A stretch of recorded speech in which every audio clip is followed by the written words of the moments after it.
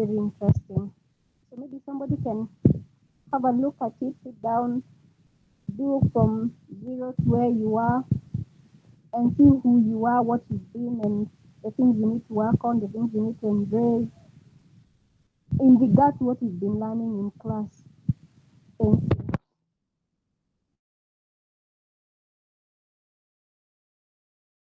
Another person, we say Timothy. Thank you, Milian, and the rest of my colleagues. Good evening. Good evening. Yes, I am very well. My week has been busy as usual, and maybe something that I need to let you know is that I started my therapy, and yesterday was my second lesson, and I have experienced like what Devi has just said. That's just a reflection of whom I am since I was born, how my life have been since birth, and that when I'm talking of myself, I could see so many things that I need also maybe to look at, and it is very helpful for those ones who have not joined. I recommend them to just join.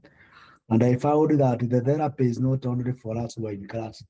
It is also very, very important even for others who are not in class, even for your family members. Just recommend for maybe one or two to attend those therapy sessions. They are very, very important. And Sunday, we had visitors from Kipko who came to our church, and I introduced them to the congregation, and they talked about the Kipko College. And I think we had some members who joined maybe certificate, and we had a very good Sunday. Thank you very much, and may God bless you. And I'm looking forward for today's lesson. Thank you.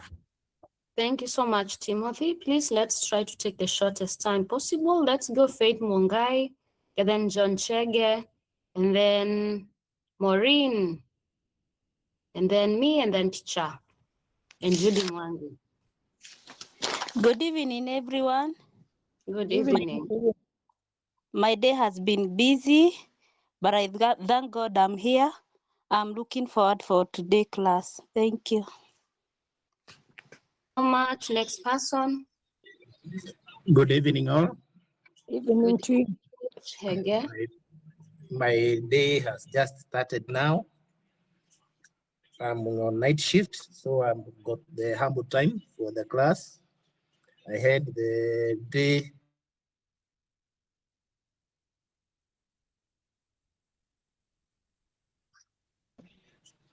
I thank God for this time and ready for the lessons. Today I'm calm, and I think I've enjoyed the class better than the other times when most of the time I'm a bit busy. Thank you. Thank you so much. Next person. Good evening. My week has been okay. Thank you. I see Catherine will not say something today. That's okay. Next person. Anyone else who has been left? I don't want to leave. Yeah, good evening. Hi. Hi. Evening to you. My day, my week has been busy, crazy, but I'm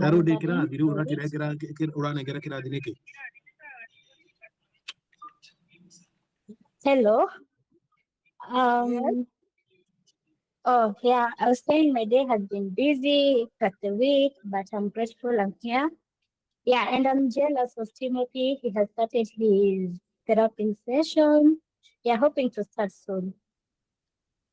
That's Thank good. you so much. When And you who are jealous, else? it can work. Maureen, are you in a position to say something?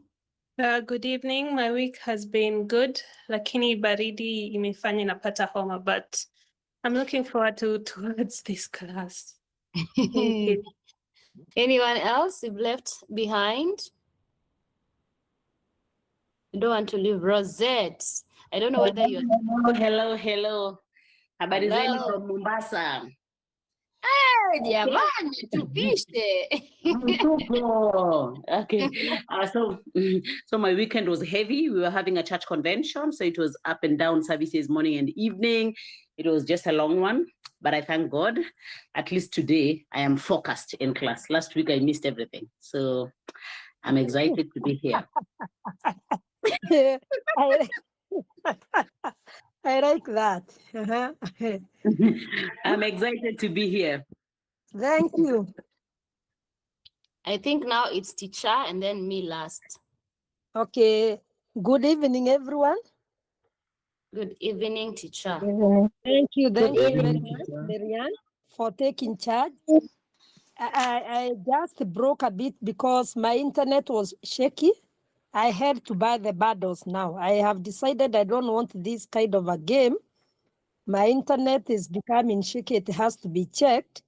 So I opted to buy the bundles because my sanity is more important than money. So when I compare the two, I would rather have sanity than have money and I am not safe. So I want to sincerely thank you for your coming. And I want to give you this. The class I was teaching on Saturday, I told them one thing, which is really amazing and amusing.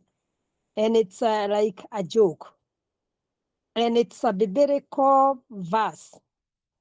And on Saturday, when I went to Rogai, I told them about the 10 spies, the 12 spies that were sent by Moses. And it's like I told them, most of us are like the 10 who gave up, but the 2 represents the number that never gives up. I really want to validate you, to appreciate you, because you have been very steady. I can categorize you among the two spies who made it to the promised land, and they said it was good and they can eat the fruits. In fact, you are really doing exploits. It's amazing. I'm so amazed. Even the bulk of work I have here, it's telling me that I have people who are ready to go to Canaan. Keep up the 2 spies spirit, Joshua and Caleb, and surely you are going to possess the land of counseling, which is quite good. Otherwise, I'm good. I can say the week has been very busy. In fact, like this week, I have been very busy. I tried to do something today after I did whatever I was doing. I had moved a bit to record on something on MFT. And when I came, I felt I was really, really tired. And I said, if I do anything else, I'll miss my class in the evening. I'll not be productive. So I decided I'll stay like that and then Saturday to finish up the other work which is remaining. Otherwise, I'm good. Monday, Tuesday, I attended a training, not me who was facilitating, but other facilitators from America. They had a very good model of trauma, and it was so nice.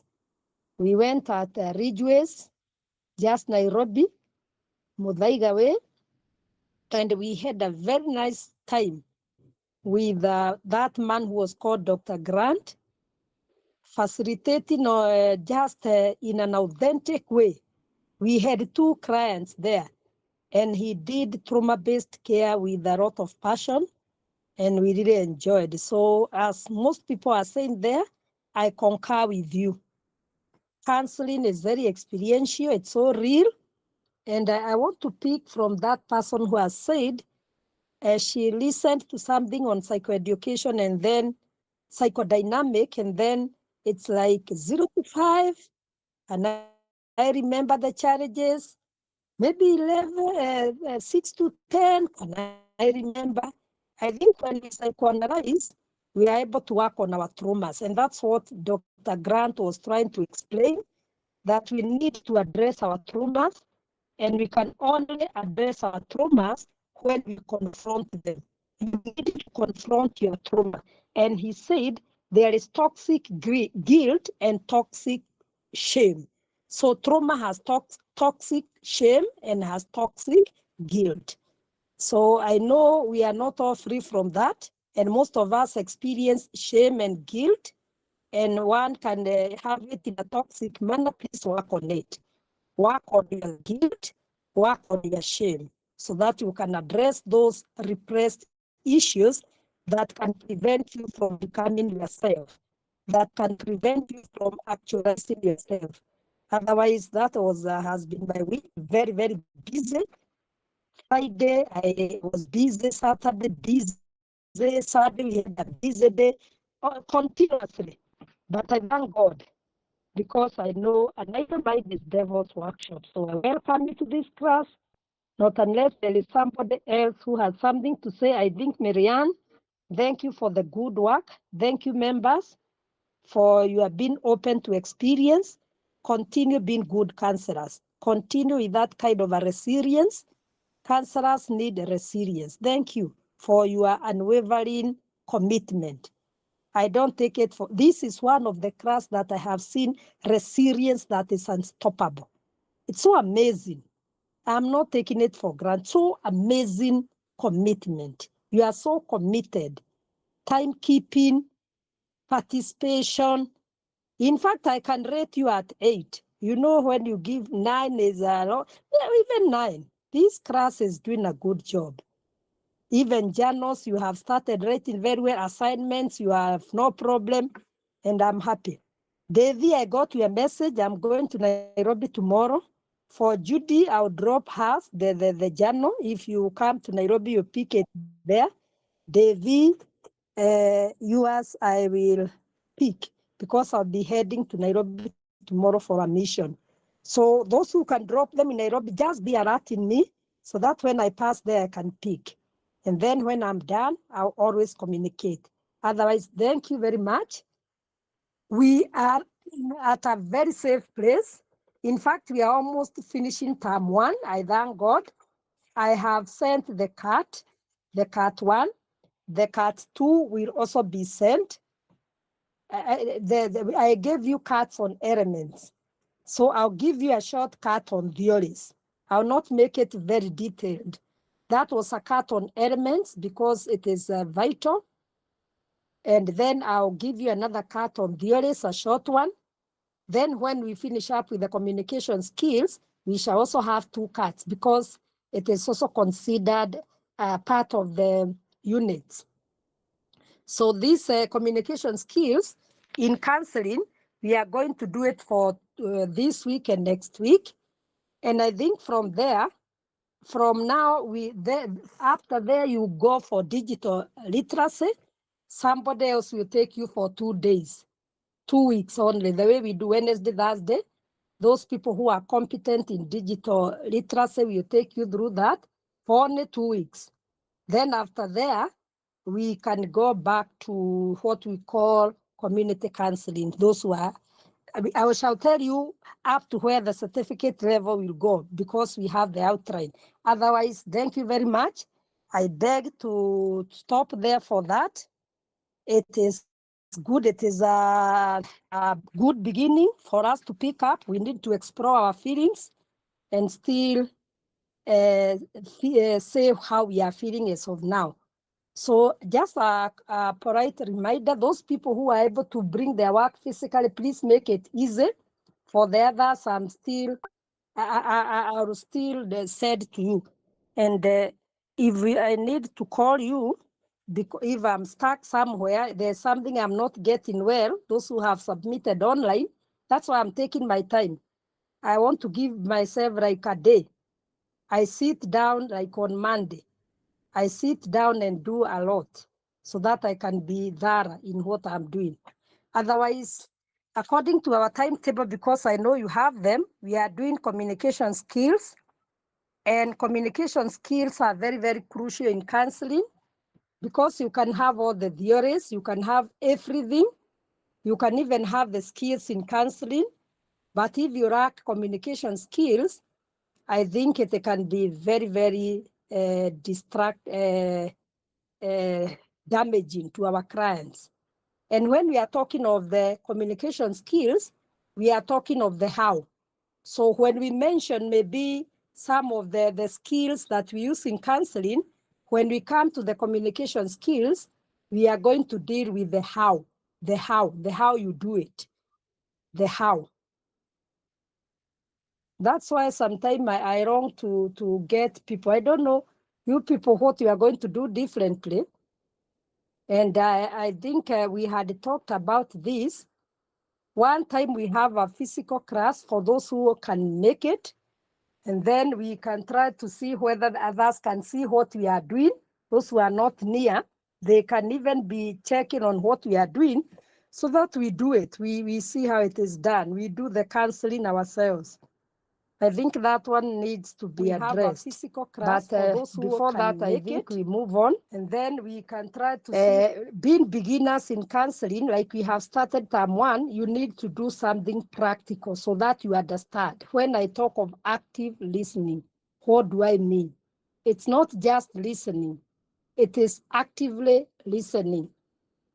And it's better when I can see you listening, but that one will be organized. I will liaise with who is this man called Emmanuel. We see what we can do, those who can make. And then we can also engage the others who are not near.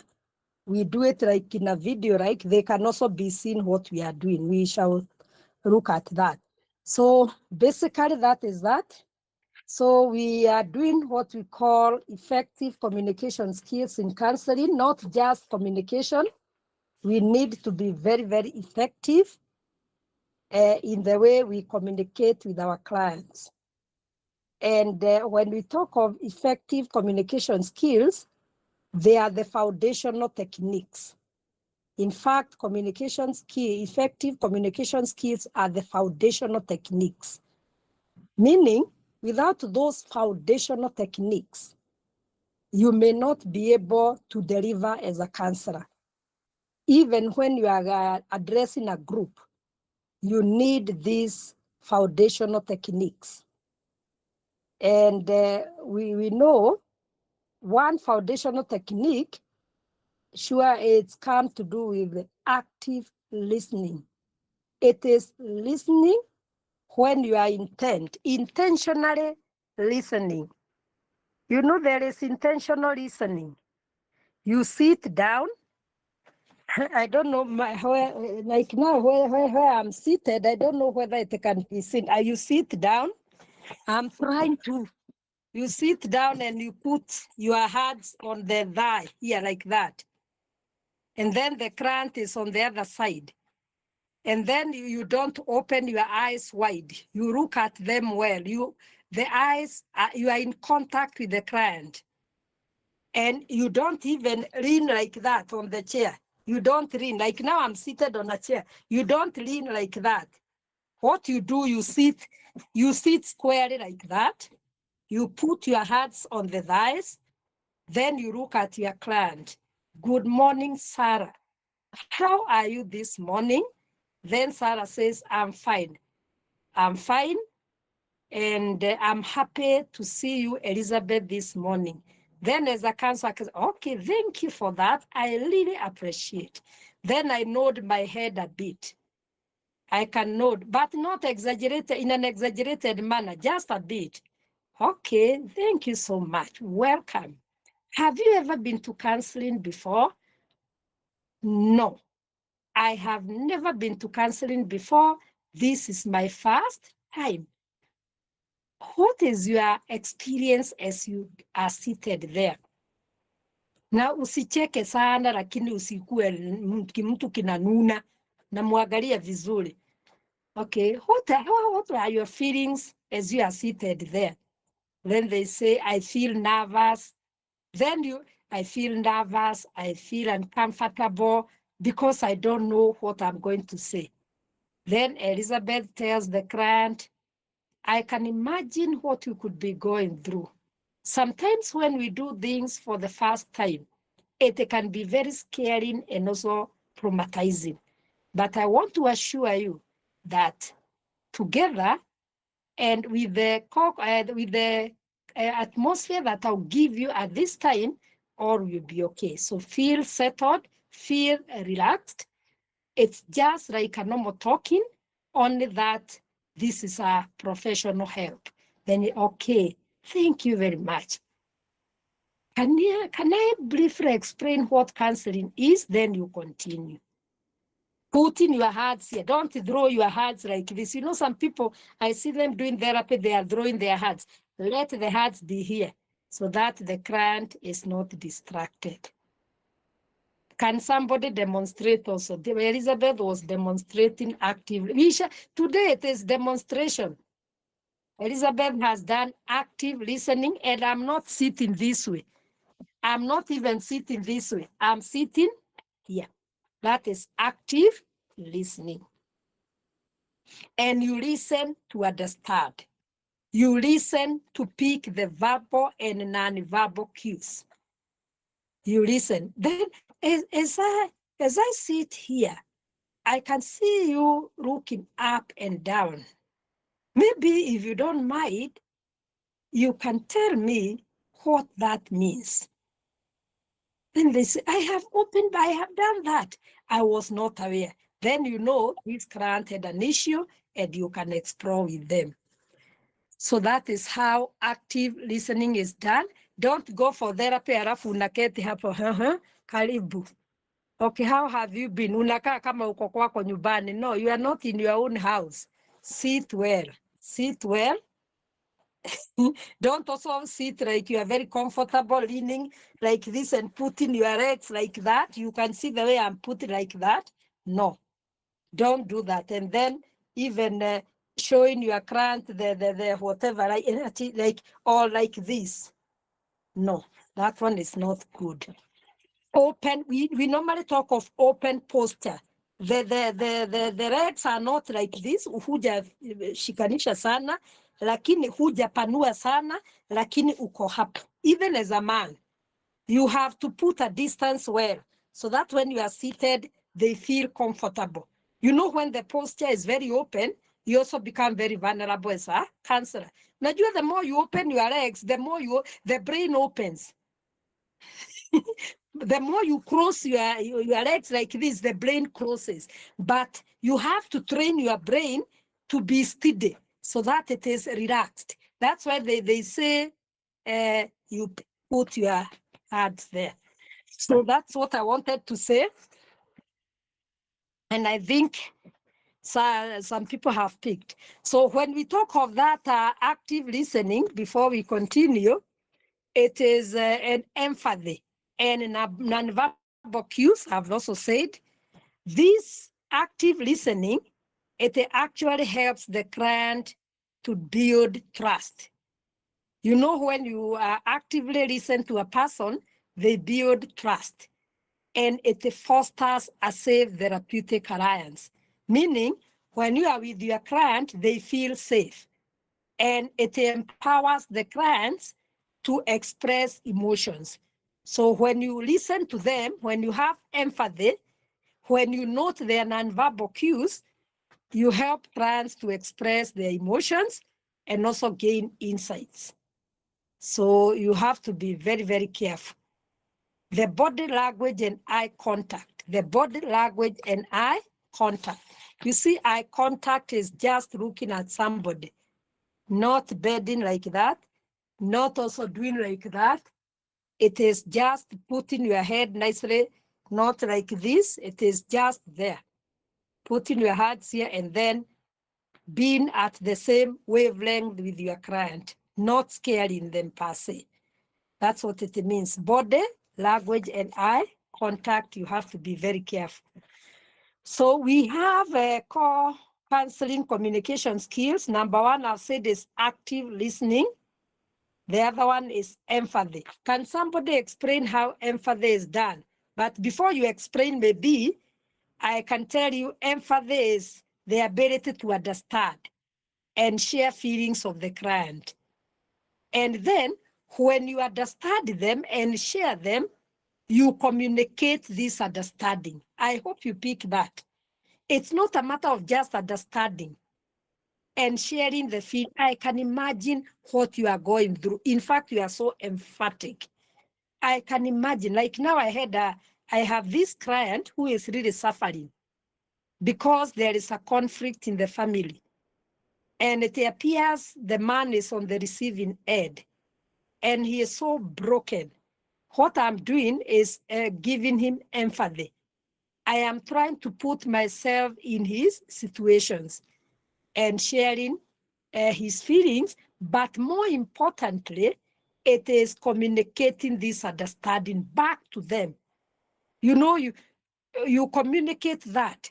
Who can explain how you can communicate empathy? Or you cannot communicate this understanding that you are emphatic? How can you communicate that? Somebody can try. How can you communicate that? My good people, how can you communicate that?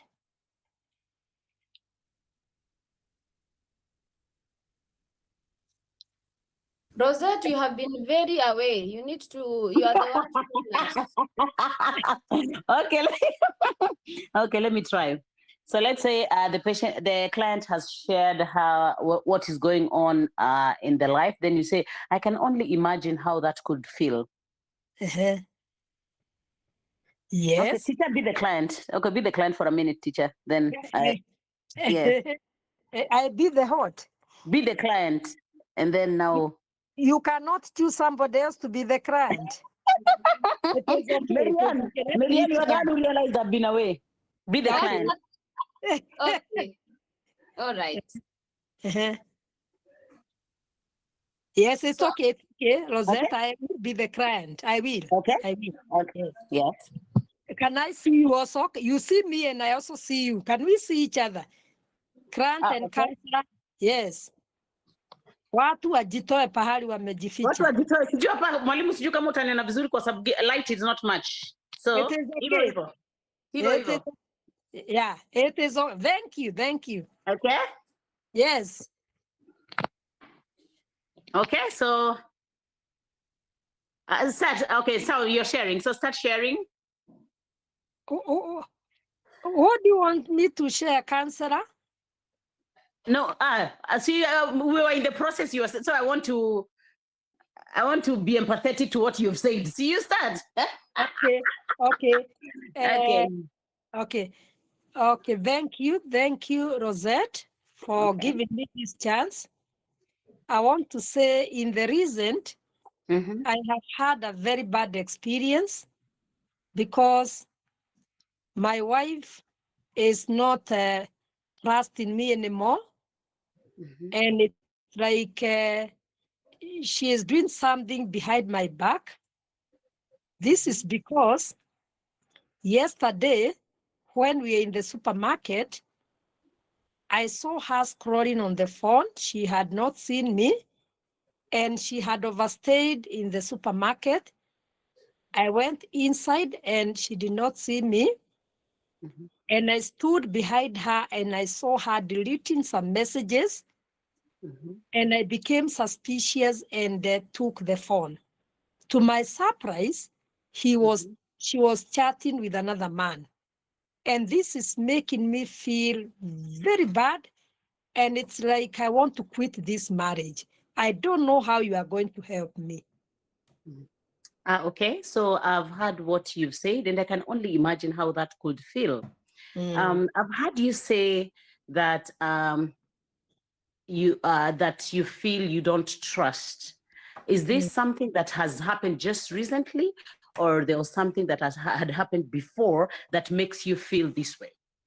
In fact, it has not been the first time, because there is another time I caught her calling the same man and explained that he was a colleague at work.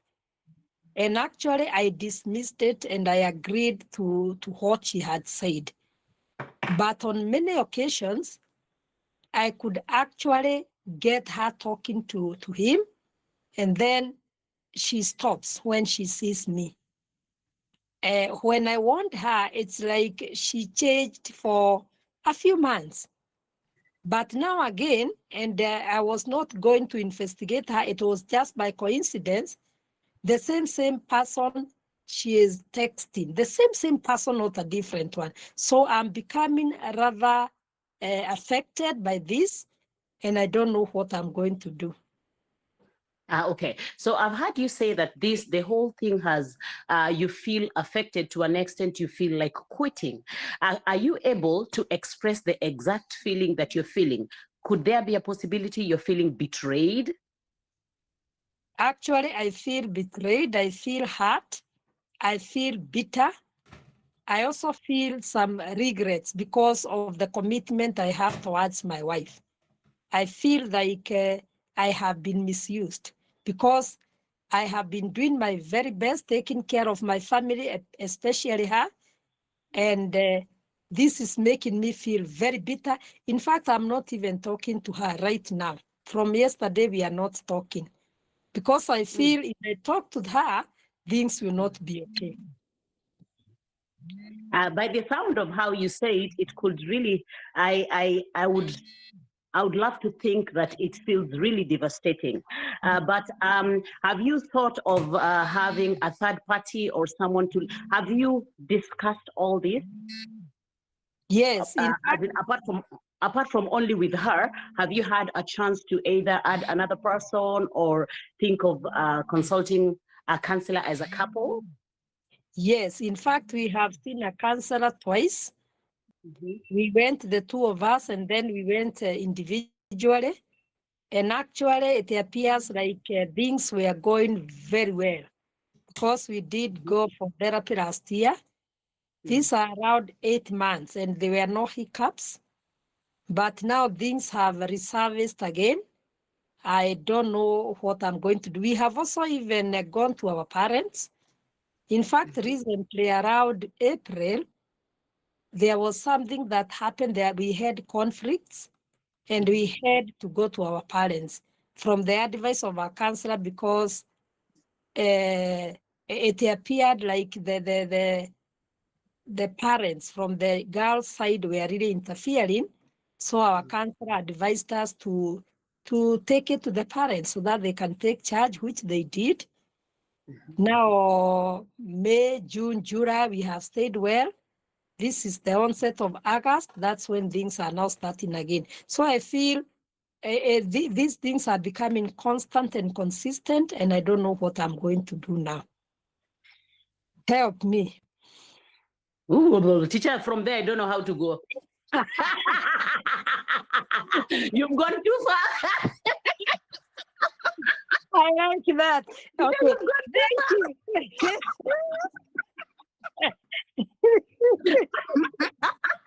I think I like that. And that's how clients drain us. And you see how the clients can drain us, eh? Yes. When they just come and tell you, I don't know what to do. You can imagine. So now just try to work on the feelings and validate. It can be very devastating for a person you trust, and that is what they are doing to you. Nevertheless, Okay. yeah. It can be very validate those feelings. You know, Rosette, there is no way you can challenge a person who is suffering. Yes. Right? First, we are told in counseling there is something we call high support and low challenge. High support, low challenge. So when people are vulnerable, highly support them. Are you getting? Yes. When now they become emotionally steady, you do what? You challenge. You challenge. So it is good you validate me. And it must be very Yes. It must be very devastating. Okay. Okay. Thank you. Can we clap for that? She has always tried to be a good counselor. Now we have shown you the way. We have done it with the Rosette for the empathy. So we are still doing on communication skills. Can we have another party now doing non-verbal communication? Non-verbal. Wili wajitole. Non-verbal communication, where the counselor now will pay attention to the non-verbal communication. Let me have another team, non-verbal communication. Another team. Let's not shy off. We have done it very well. The teacher cannot do another one. I was just giving you an example.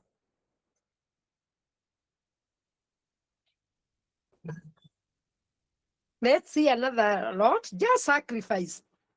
Be the 2 spies. I need the 2 spies. Good Me? try. Yeah, thank you very much.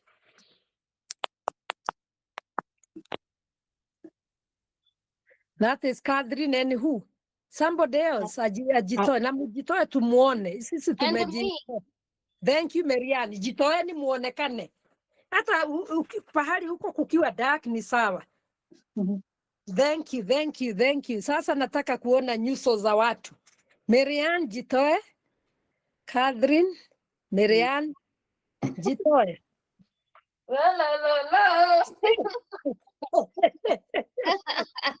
Watu wajitoe. Chai, wacha tujitoe. Jitoe ni watu wajitoe. Hata ukiwa na night dress.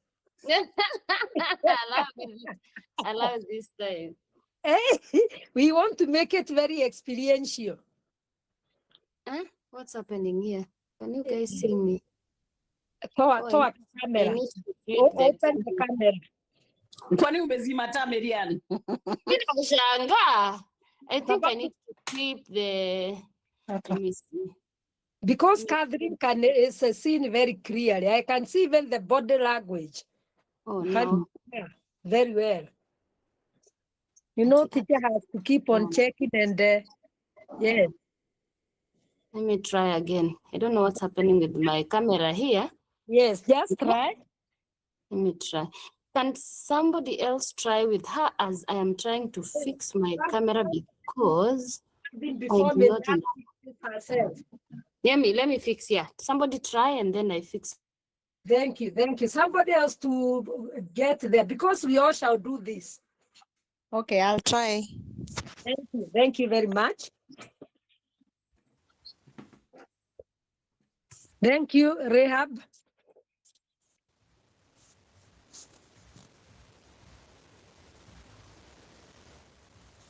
Open the camera. Ifungulie. Kwani hizi kamera zenu zinachukua muda mrefu aje? Thank you. Now you can start. Who will be the counselor? We want to see the non-verbal communication. So the counselor, you pay attention to the non-verbal cues and then address them. Thank you. Welcome. Introduce yourself a bit, then you go to that. You only observe the body language. Okay. So good evening, Rahab. Good evening. Feel welcome for this counseling session. My name is Catherine, and you can tell me about yourself, and we can get to know one another. Okay. Hi. Good evening, Catherine. My name is Rahab, and I'm a mom to 2 children, a boy and a girl. So today was a very bad day for me. I woke up late. I don't even know what to do. Did you have a rough night? I can No, see. not a rough night. Not a rough night. It was a rough day. It was a rough day. Yes. How was your day? My day was terrible. First, I woke up very late and I had an interview. So I was rushing, and I forgot my CV and all my papers at home. Then I got to the interview late. When I got there, I found that the last person had already gone in for the interview. Okay. So they told me to go back home. I don't even know if I'm going to ever get a job again. You know, I am glad that even despite the fact that you said you were late, you still showed up for the interview. And that is part of winning. You still showed up, even though you knew you were late. Did they give you time to explain yourself as to why you are late so that you could have an opportunity to explain to them? Actually, they did give me they asked me to tell them why I was late, and they told me to come back for the interview at 2 p.m. Mm. And I went back at 2 p.m. I actually got there at 1:30, and they Yes. saw me, and I'm going for a second interview on Friday. Oh, that is good to hear, that they took their time to listen to you and give you another chance. So as much as you are late, there's still hope now that you have been given another opportunity for you to show up for the interview. Yes. How are you feeling now that you were given the interview for Friday when it was rescheduled? I feel very happy, very optimistic, and Mhm. I'm going to go home. When I get home today, I'll go pack my paperwork. They'll stay in my Okay. bag until Friday. So on Friday, I'll be there 30 minutes before time or 1 hour before, so I don't be late again. Check the Okay. body language, please, the non-verbal cues. Address them. I see you are very happy now that they gave you a second interview. So you don't need to feel terrible for having missed the first interview. Thank you so much, Catherine, for listening to me. I was feeling like my world was over. I was feeling very bad for this morning, but now I feel very optimistic and happy. And I can't wait to give you a good report on Friday afternoon. Wow, you even sound already like a winner and very confident. So I am looking forward to the feedback that you will share once you have the session. Thank you too. Thank you too. What body language have you been able to observe? Angela?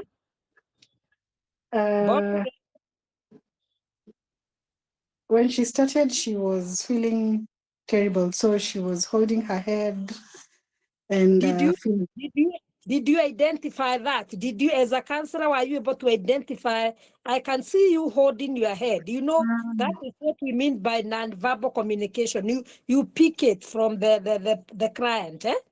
Yes. So that the start they are doing that. Maybe they are not aware. Okay. Yeah, that's what you do. When we talk of non-verbal communication, you check what they are doing without communicating. Sometimes they could be seated and unsettled. So pick on that and tell them, I see like we are talking, you keep on throwing your hands. I don't know what that means. Or maybe you could explain more, such like things. But it's okay. You have done it well. Yes. Thank you, teacher, for that. Thank you. Yeah, yes, thank you. Thank you even for agreeing to practice. Thank you. Be blessed. Let me have somebody with another group, paraphrasing and summarizing. And those who are going to do paraphrasing and summarizing, make sure you restate the client's words. I hear you say, if I picked correctly, so do that. That is what we mean by paraphrasing and summarizing. Let us have the other group very fast so that we go to other areas. Those are core communication skills we are learning right now, and I want you to do them practically so that you never forget. Anybody? Where are the men in the house? Akina Timo, Akina Devi. Mpo wapi? Men. Mpo ama hampo? Mimi ndio client wa Soire. Thank you. Continue.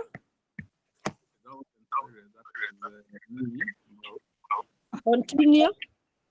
Okay, so let me switch my camera. So you say you're the client, Marianne? Yes, and then we have Devi. Sidi, eh? Yes. Thank you, Devi. Thank you very much. I can see the way you have positioned yourself, it looks like you are in a real counseling room. And then Thank you. And you are very clear, the two of you. Thank you. Good morning, Marianne. Good morning. Welcome to this therapy session. Before we start off, I just want to make it clear that this is just a normal conversation we're going to be having. So I want you to be relaxed. I want you to feel safe. Know that everything that we're going to talk here is going to be confidential. And basically just relax and let's just open your mind and just think out loud. How are you feeling? How are you feeling this morning? This morning, I feel like I don't want to talk. I think you found your way here, so you might not be feeling like talking, but I think you had the intention of actually coming so that someone can listen to you. So just try and see if you just try a little bit and see if you'll be able to talk. What do you want to talk about today? My mother is the one who forced me to come. I did not want to come. Oh my goodness. I'm sure your mother had a very good reason to send you here. I'm sure you. Yeah.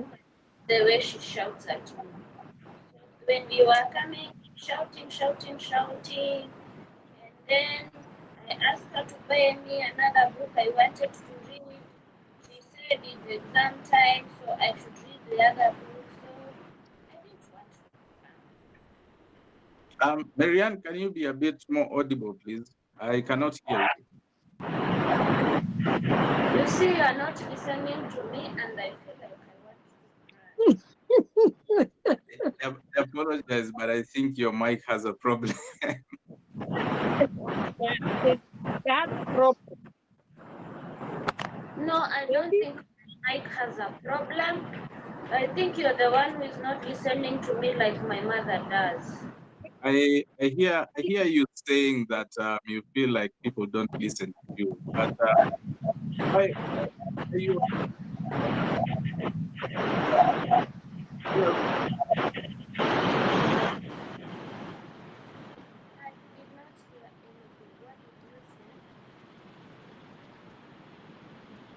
I have completely lost you, Marianne. I can't hear you. You can't hear me now, and I'm shouting. Just speak the body language. Just speak what she is doing. Now, I can see that you're a bit frustrated. Can I?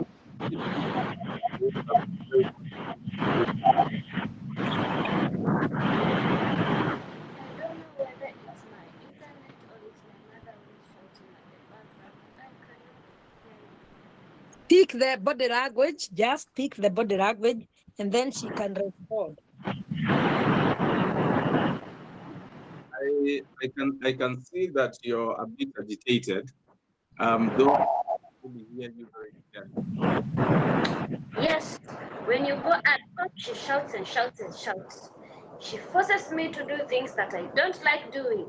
And yesterday I was very, very angry. I shouted at her and I almost went. Where did I go? What? Are you saying that you don't like your mother telling you what to do, even when she thinks you're doing the wrong thing? Not say that. You didn't say that. Without shouting at me, I have 2 ears. Why does she have to shout? I almost went to the police station last week. I don't like shouting. I can say that has really irritated you, and I think you must have some good reason to get agitated. But do you think your mother has any other issues that maybe make her shout at you? Personal issues?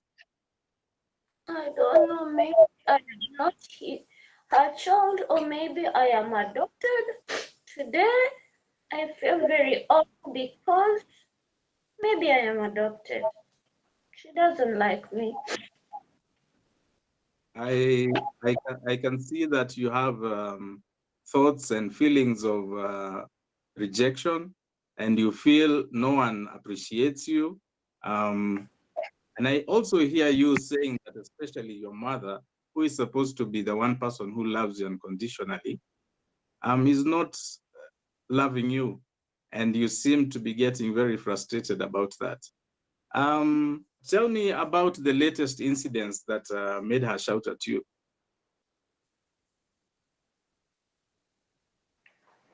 I don't want to talk. It is, if you really feel like not talking today, I will respect that. But I want you to understand that the more you talk, the more you will also I will get to understand and hear what you come to terms with a few of the things that you haven't said. We can reschedule this for another time when you feel like talking. And thank you very much for today's session. Thank you, Davy. Can I go now? Davy, Therapist Davy thought I cannot kill myself. Davy, are you able to pick the body language? The body. Then when she was bedding, you should have alerted her that you keep on bedding when you are talking about your mother. Yeah. But you have done a lot of paraphrasing very well. Thank you. Thank you. The paraphrasing and summarizing, wonderful. Thank you very much, Davy. Thank you. That was powerfully done. Thank you. Yeah, you have clapped for Davy. He has really done it well. Your paraphrasing, I hear, I can imagine. So nice. Let's have another category now with questioning. We need some questioning skills there. I can go next. Thank you, Ashley. Thank you. Questioning.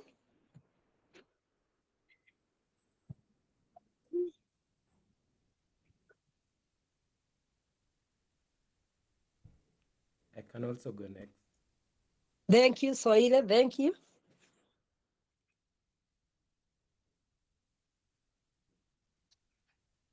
Who is the counselor there? Who is the client? Remember, you are doing questioning, and make sure the questions are open-ended, please. Open-ended questions.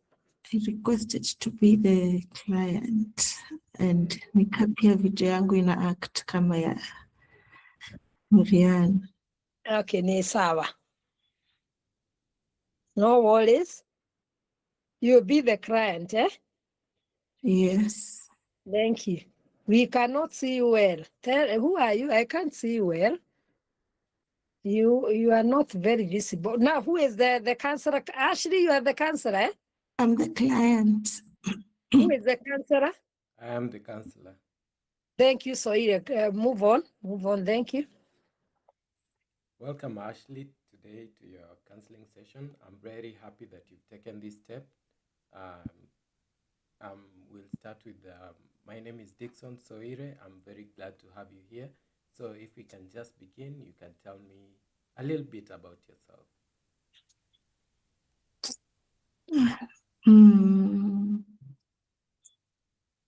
Okay, my name is Ashley. Yes. Nowadays, I'm always very tired. I don't know why. Even if I don't do anything, I don't want to do anything. I'm just tired. I don't even know what is wrong with me. I went to the hospital to see if I'm sick, but I'm not sick. I'm just tired. I don't want to do anything. I'm sorry to hear that, but can you please explain more? Maybe is there a reason why you're feeling tired? Is it work? Is it something in your life that is burdening you?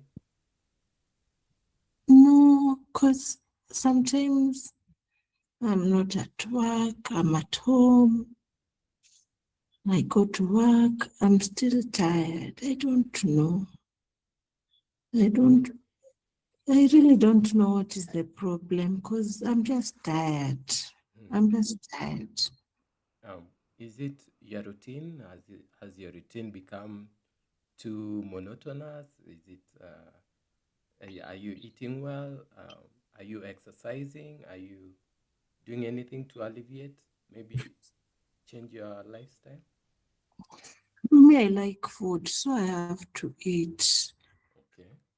But exercising, it is hard. Now you want me to run every time, and see, God said He'll give us a new body. So why should I exercise all the time? Yes, you should. Yeah. Why don't you want to exercise? I'm still young. I'm not even old to start doing those things old people do. Until they wake up in the morning and start walking. I don't know they do what. I'm very young. Yeah. I'm still a child. Yes. Are you afraid of getting old, Ashley? Sorry? Are you afraid of getting old? Me? I have many years since I grew old. I'm not afraid of getting old, but I'm very, very young. I'm still 18 years old. Wow. Maybe explain to me where did the rain start beating you? When did you start feeling these feelings of tiredness? No, I remember. Now I have a lot of things. Now when I finished high school, I started university. Then I was told to go to, I'm doing some other jobs. And then there's another thing I'm doing. I'm doing like 4 things. So I have a lot I'm doing. Even the day I need to rest. I feel tired. I wake up tired. I'm sleeping tired. I'm just sleeping. Oh, okay. So let me ask you, Ashley, are these things too many? Or is there a way in which you can organize yourself to do them? I don't know how to balance all those things. There are so many. Do you have a timetable or a schedule that you use? No, Or do you plan your day before you begin? I just go as the day is. Okay. Do you think it would be better for you to at least have a schedule, have a timetable so that you can see how you spend your time and maybe have some me time for yourself? How does someone do that? Me, I don't know. Do you have a journal? Yeah, journal, what is that? Like a personal diary. Do you have a For diary? what? Why should I have a personal journal? You write everything that happens to you every day, and it helps you manage your feelings, your thoughts. When you're happy, you write it down. When you're sad, you write it down. And then after some time, you can see patterns in your behavior or a cause and effect. So, do you think this method of maybe documenting your day to day life can help you manage your time and maybe alleviate all these burdens? I will try do that. Are you sure it's going to help me? Yes. Do you believe you can manage your own life? You can manage all these things by yourself? I will try. I don't know. I told you I'm just 18 years. I'm not a big girl. I've not started. I'm still living with my parents. But I believe in you. I believe you can handle all these things. And there will come a time when you'll be independent. You won't be needing them. So maybe it's high time you started um, managing your time and your life. Or what do you think, Ashley? I'm going to try what you've told me to do and start doing journaling. Okay, thank you so much for your time. Thank you. Thank you for sharing. Is there anything else you might add No, about your experience? no, thank you. Thank you. Yeah, we appreciate. Thank you very much. Thank you, Dixon. The counselor is always very busy. And what I can say there, Dixon, it's good to avoid questions on do you think. When you tell somebody, do you think, it may appear judgmental. If it is possible, use the WH questions. What can be done differently? How are you feeling right now that things have been happening like this? Where do you want to start? So use the WH questions. But otherwise, it was very well done. You are able to explore the client's emotions. Okay, the second last is what? We call it silence. Let us demonstrate silence. Let us demonstrate silence. Let us demonstrate silence. Two people very fast. We have only one remaining. Let us try to demonstrate silence. This is why you give the client space to talk and process their emotions. You don't talk continuously, you share, but once they keep quiet, you give them space so that they can process their. I can see that you have suddenly kept quiet. Maybe I can give you 1 minute or 2 minutes to process your feelings before you respond. Milka, you are. I'll be the client. Thank you, Mary. Let's see the answer. Let me try. Huh? Thank you. Try. Everybody is a try.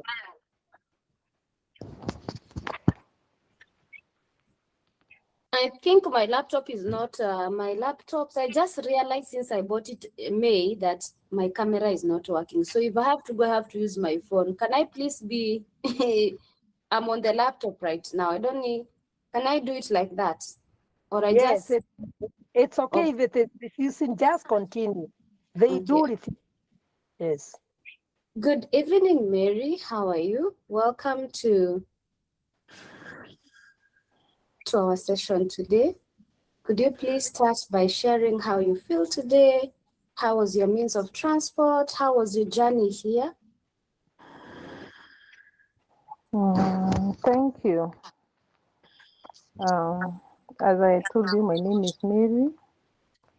I feel good, but somehow I don't know. I don't know whether to say good or bad. I just came by matatu, and that's all I'm here. Thank you so much for coming. I know sometimes matatus can be hectic, especially if you don't have your own means of transport. But regardless, you made it here, and I'm very happy to see you. I want you to know that this is a free judgmental zone. You can freely express yourself, you can freely talk to me, and we can get to know one another, explore our feelings, and we see how our session goes. Welcome. What would you like to share today? Okay, madam, I really don't know where to start. I'm feeling sad. You said you're feeling sad. Yes. Just take a moment, you breathe in for 5 seconds, think about it, and then maybe by the time you're done with the breathing, you will know what's making you sad. Can we try with the breathing? Breathe in, breathe out, breathe in again, breathe out, breathe in one more last time, breathe out. Take time and try to understand what's making you sad. Okay. Maybe I can try to talk. Thank you so much, Mary. Yeah, but now I don't know whether I should discuss, although I've come for this counseling, I don't know whether I should discuss whatever I want to discuss with you all. I just don't know. I don't know. What makes you feel like you don't want to discuss? Would you please tell me more about what makes you want to come to the session and at the same time you don't feel like sharing? Can you please tell me more? Because I'm bitter. You said bitterness? Yes. Okay. Tell me more about bitterness. No, I don't know whether, okay, I can tell you, maybe I'm married. And of late, there are so many things that are happening in my life. Sometimes I just look at myself and I'm just thinking, did I make a wrong decision to get married? What happened? Because things are not working.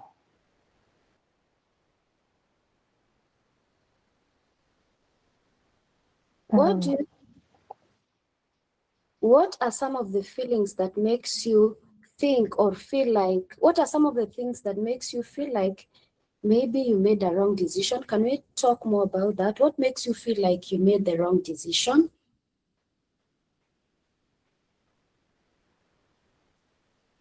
Because when I just sit down and think and look at how things are done in my house, in my home, in my marriage, I don't like it at all. I don't like it.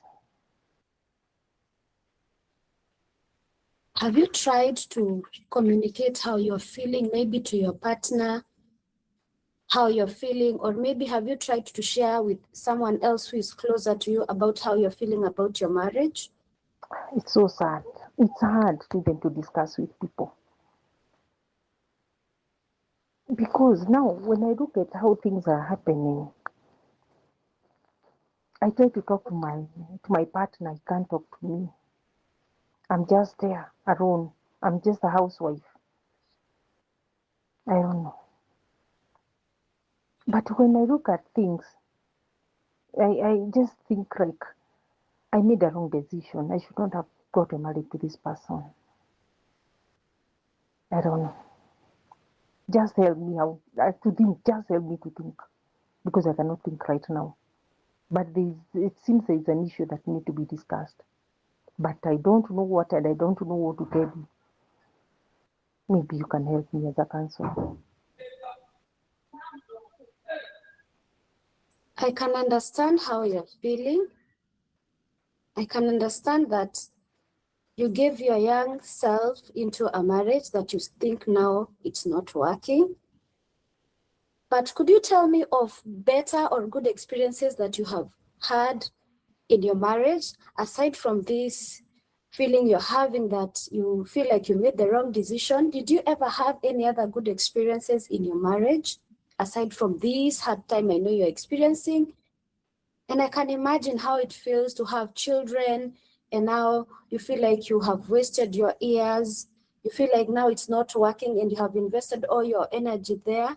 Did you have any good experiences during your young time when you got married before you got children? None. None? Yes. So you mean that the decision that you made to get married is a regret to you?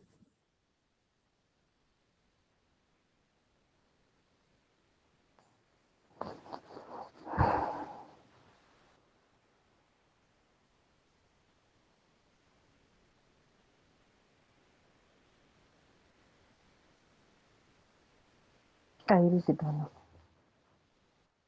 Take your time.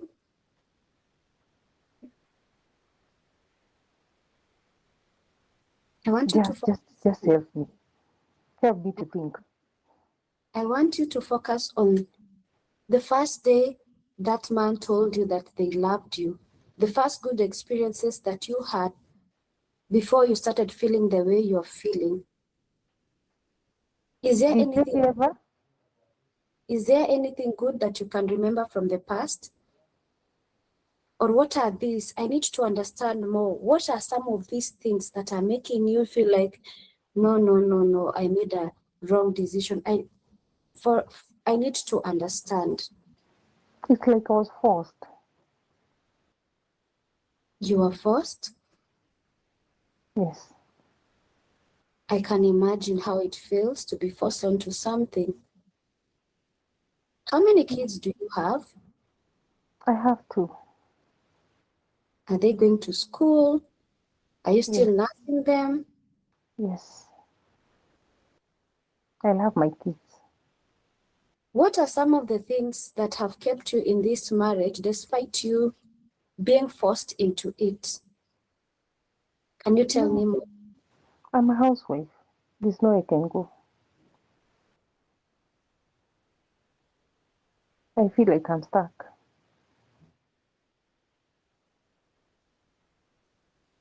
So being a housewife means that your husband provides for everything. Don't you think that's a good thing? Not necessarily. Sometimes I have to start to hustle. Ah, what kind of hustle do you do? I have to look for some money. I go to Isiri and buy some like panties I can't sell, and then I buy food. That's really amazing and encouraging. That is one good thing that I've picked from the whole story that you have told me, that you feel like you have given up, but I also feel like you have a lot of good energy. You go out there, you use the extra skill that you have, make money. Don't you think that's a good thing? Yeah, it is. You mean I can recover? Yes. What are some of other good things that you yourself have done, aside from you feeling like, oh, I made the wrong decision? What are some of the good things that you have done to the husband?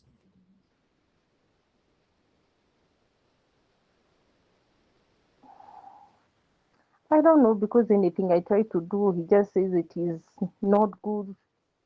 So I don't know. Have you ever tried communication, maybe communicating how you feel and how things are? Have you ever tried that? Yes, but he doesn't talk to me.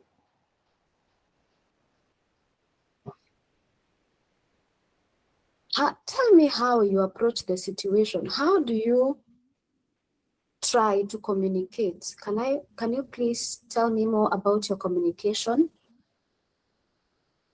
Okay, maybe I can tell. What I normally do, I write down something on a paper, and then he comes and maybe an assignment. And then if not that, I can just do a message through the phone. If like it's something I want him to buy, I just tell him, do this. We need this. Sometimes he buys, sometimes he doesn't buy. That's how I try to navigate myself. Do you think there are better ways of communication instead of sending messages? Maybe you help me. I want us to explore different methods of communication. One of them you have stated that you do write a message or write a note down. What are some of the things also you think that if you do better or if you will improve communication? Do you know of any other ways of communication? Maybe singing a song. Okay. How do you sing a song? Maybe giving the message. Yeah, but that's a good idea. But I think there are so many other ways of communication. Can you try to think hard and maybe, I know you know.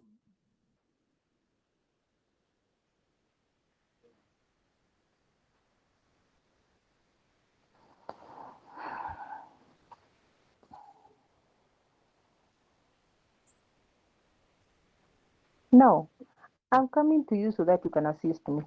No, you're asking me questions. I just need an idea from you of how I should navigate this thing. That's really nice to know. Yes, I am here to assist you, but you have to we have to work together as a team so that we can come out together. So, do you think you still know other means of communication? I think for now I'm not ready to talk anymore.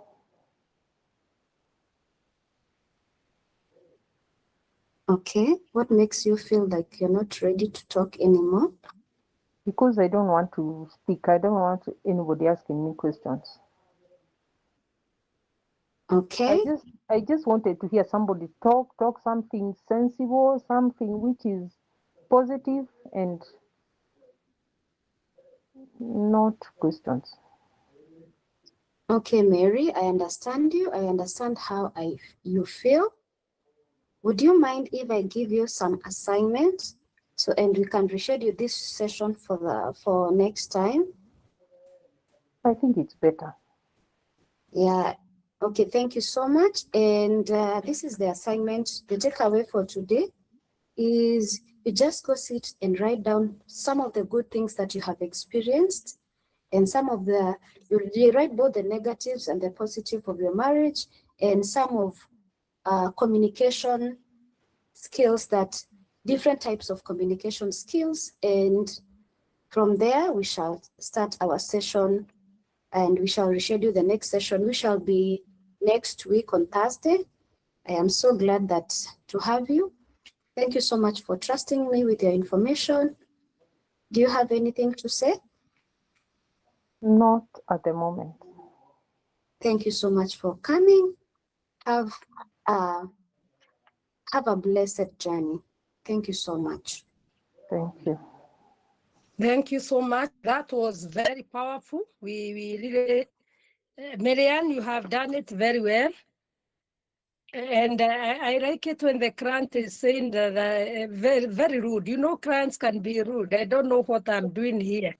It's good you have That's how clients behave. I like that client, very original. I wanted to benefit, help me. You know, they're in a hurry to be helped. So that was very powerful. And for the counselor, you have to insist. So that is good practice. Have the reflection of feelings, and reflection of feelings is different from paraphrasing in that the counselor pick feelings. It's like you are bitter about what happened. That's how they reinstate and say, yes, I feel bitter. But when you paraphrase, if I picked correctly, I heard you say, that is paraphrasing. But reflection is when you are able to give feedback of the emotions expressed. It's like you are hurt about what when you buy the yes, I feel, tell me more of what makes that. So the counselor picks the feelings. You tentatively pick the feelings and then take them back to the client. Let the client herself or himself validate. Let them validate the feelings. So we can say, it's like, it seems like you are bitter about what, let them say it. And even if it is not the correct one that you, maybe they can say how they can say, it's not bitter per se, but I feel hurt.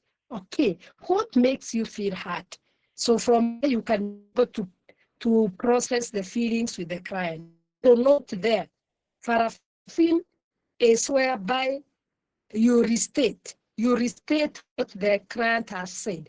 If I picked you correctly, I heard you say that you had a very poor background, whereby there was there were fights, there were quarrels, you were abused verbally as a child, your mother did not love you so much and she overworked you.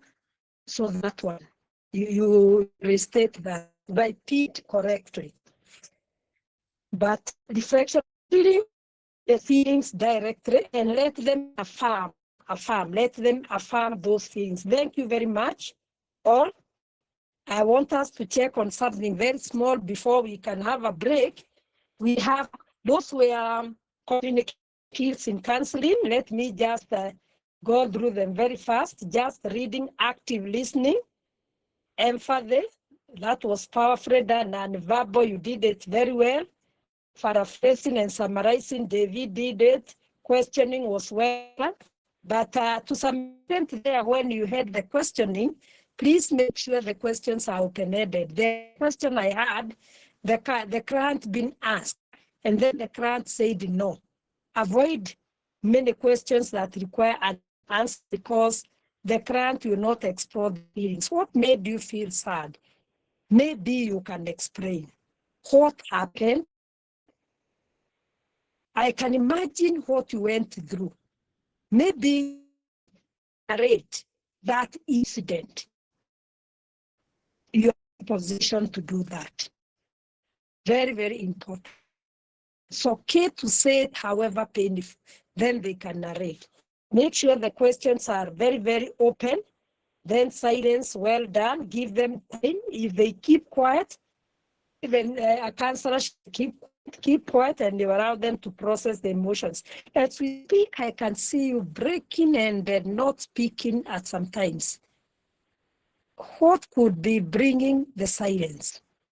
Are you noticing that you are keeping quiet sometimes and able to talk so that they are aware? Otherwise, much that was well done. Well done. And when we have as counselors the strong communication skills, you are going to see in the notes, they help to build the rapport. The rapport becomes very nice. If your communication skills are good, empathy is good, summarizing is good, silence is good, the client will feel encouraged. It also improves outcomes. So it brings a lot of understanding. The client will be able to share more. And finally, it empowers the clients will feel empowered and they'll be able to identify their own feelings and solutions. Very, very critical. Very, very critical. Right? What you have done. So I was thinking of what is that I wanted to talk about before. Yes, I must talk about something before we move on. Let's look at there.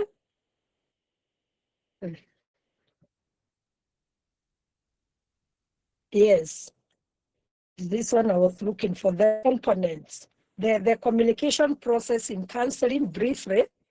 We talk of the communication process. It's how the communication moves. The communication should move from the beginning to the end. And this communication, this communication must be transactional. In fact, it is transactional, whereby you speak with the client. And it is structured. The communication process should be structured, meaning you have a beginning, you have a middle, you have an ending. It is also very transactional, meaning you are not speaking alone, you are having a monopoly. In fact, it involves, you facilitate the therapeutic process. Note that as much as possible, let the counselor speak less. Facilitate the therapeutic change process in the way you are going to structure your counseling. But from you, I picked that very well. I could pick it very well that you are able to prepare the therapeutic process where I want us to work on, including myself, from what I learned from yesterday. Let us allow the clients to speak. We give them space. We give them space. And intentionally listen. As a counselor, in the therapeutic process, intentionally listen. Yes, intentionally listen. Because the client is the sender of the message, and the counselor is the receiver. You know, when we have the process of counseling, we have two people here. There is the sender of the message who sends the message, and it is done by encoding. The sender is the client, because the client is the one the message. Then the client assault, the counselor decodes because you are the receiver. And when you receive, you decode and provide feedback. Make sure you do your work and allow the client to be an encoder. Let them send the message and let it be clear to you what message are they sending. In the therapeutic process, pray your part as a receiver, so receive. Don't give a lot. The sender brings a lot, but the receiver receives and processes what is important. From there, in the therapeutic process, we have a few components there in the communication process. In the communication process of counseling, I have said the sender is the client and they develop an idea. Yes. And when they develop an idea, what do they do to that idea? They encode it in message. So they bring the idea message. What about the channels? We are trying to look at the components of counseling communication process. One is the sender, who is the client, the channel. Which channel or medium of communication are you using? Is it verbal or non-verbal? Because you can either use two. But most of the times we mix. Then the other one, the third one is receiver. That is the counselor. You receive and decode message. What does that mean? You interpret both words and emotions. I want you to pick that very well. In the communication process, you receive message. Interpret both words and emotions. Always in a client, don't just dwell on words because they hide. They hide. In words, they hide. So deal with the emotions more. Our lecturer used to tell us, we use the word I. The word I means you look at the emotions more. How are they closing their eyes? Are they dead? Are they tightening? Remember, we pay attention to the body language. Look at the body language, even the eyes. Are they dilating? Eh? Don't assume. Just check on them so that the client is very aware. The fourth component is feedback. So the counselor will respond. Mr. Again, when we go to this component communication process, listen to the message from the counselor, from the client, use the correct channel, talk about it or read the body language, receive the message, and then give the feedback. And how do you give the feedback? Through reflection and paraphrasing. In fact, feedback, you do it through reflection. I hear you say in reflection, as you speak, it's like you seem to be very hard. And it's like you regret about what happened to you when you are 10 years old. If you remember well, what happened that time, very key. The client give the feedback. If you remember well, are you able to tell what happened that time? Then the client says, I feel like I don't want to share. I feel like I don't want to share. If they say that, some of these things can be very painful to share, but once we share them, there is a way out to get out of such emotions. I would still encourage you to try and share. Don't tell them if you don't like sharing, you do next time. No. Try to show them it is hard. Validate the emotions so that they feel it's hard. But still, when they share, they benefit. I rant a lot yesterday and Monday that emotions have to be validated. Let people not come for them and tell you, I'm very hurt. They can imagine when somebody is hurt the way they feel. Actually, I have been hurt once and it doesn't feel good. Maybe if you don't mind, you can share what made you hurt and how long you have stayed with that hurt. Get those emotions. Because human beings, if you tell them the way they are feeling and then you try to say it is okay to feel bitter, don't start by validate the emotions. Then after they are able to share the emotions and they are relieved, that is the time now you to challenge them. Remember, I told you, high support, low challenge, when the clients are very vulnerable. You cannot have a client of defilement.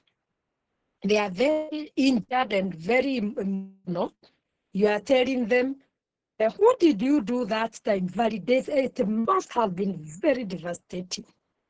What happened? And even worldly, how you manage to escape from the topic. It must have been very traumatic. It is important to validate those emotions. People share when you validate. Remember, Carl Rogers talks about validation. When you validate, people are able to share. Good. So those are the 4 components of what we are calling a communication process. And to talk about the communication process, it has stages. It has 5 main stages. When are we supposed to go before I start here? We come with that. Is it okay, people? Yes. I go and come at 8:30. Yes, Mwalimu, before we go, can you repeat those components? I think I missed one. You missed one. Let me come. My dear. Okay. Components of counseling communication process. One is the sender, and the sender is the client. And I said the client develops an idea. So the client is the one who comes with the idea or message. And then when they come with this idea, they make it a message. Number 2, the medium of communication. Are you using the verbal or non-verbal? You can use any. The third component is receiver. The receiver is the counselor. So the counselor receives and decodes the message. And I said when the counselor decodes the message, they interpret the words and also the emotions. So as a counselor, do not interpret the words, interpret the emotions. And then finally, talked about the feedback. The counselor responds. So you respond. And I said you can respond 2 ways. One, by the reflection of feelings, whereby you pick the feelings of the client. Like, I can pick like you are very bitter. Then, paraphrasing is, if I pick correctly, it's like I heard you say, life at home was very difficult. Those 2 are very, very important in feedback. When you are even doing a presentation, you people do a lot of presentation and feedback, you can do it through reflections and paraphrasing and summarizing. So those are the 4 components: sender, channel, and feedback. Are you okay, Rosette? Up to there? Yes, I'm very okay. I just want you to repeat. So on the receiver, which is the counselor, we need to interpret the emotions and words. Okay. You don't only need to interpret the words, also interpret the emotions. Like now, Rosette, you can look at me as I speak. And remember when we were talking about courageous, we talked about incongruence. And sometimes the crowd can be very incongruent. The speaking is not what they are showing. So don't interpret only the words, because they may not mean what they say. But the face can, somebody can, yesterday, let me give you a case scenario. Yesterday, I really learned that. Because those 2 clients were there, and the grant was there counseling them on trauma. And at some point, I heard this one lady talking about her past, which was very bad. The way the father mistreated her and disowned her. And then at some point, as she was speaking, very, very, very bitter things and very serious things, she was laughing, she laughed. So here, there, I could not only interpret the words, I also interpret the emotions. Because this person is laughing and smiling. At the same time, they are talking about very serious things which are making them unhappy. That's what I mean. So it is good to check that. Interpret words and emotions. Very critical. Is it okay? We go for a healthy break? Or what is your suggestion? You know, it is good to listen to your people. What is your suggestion? Yes, Mwalimu, everybody is okay. We are sending the emoji. I think you can see the emoji. Yes. I can say I have seen. Let's go for break for 20 minutes. By 8:30, let us be here so that we can use our time well. Yes, it is 8:15. So 8:35, we should be here. 20 minutes are enough. Thank you. Let's not go very far.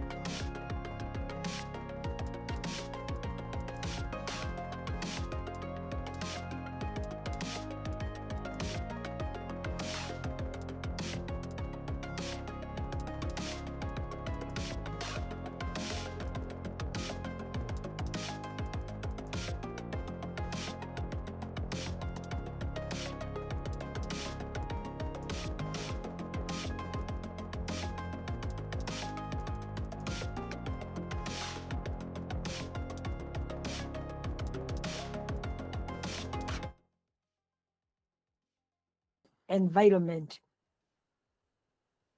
I was very impressed by some of you here, most of you, because we are able to establish a very safe environment, and you used what we call active listening and empathy. That one is very key. So relationship building is the first phase or stage, and you should create a very safe and trusting environment. And the skills you use, because sometimes you use skills, or more often than not, the skills there are active listening. Use a lot of active listening and UPR. That is stage number one. Stage number two is assessment and problem definition. You assess and you define the problem. So number two is assessment and problem definition. And in here, the counselor works with the client. And what do they do together? The counselor, the client comes with the presenting issue. And here we have what we call deep exploration and information gathering, very critical second stage. When you hear assessment is exploration and information gathering. So that you get to know what this client has or the need of therapy. I come again. Assessment and problem definition. The client and the counselor work together, so it's very collaborative, and it involves deep exploration and information gathering. Those two are done at stage two. Stage three is goal setting. Goal setting. And here, the client sets the goals.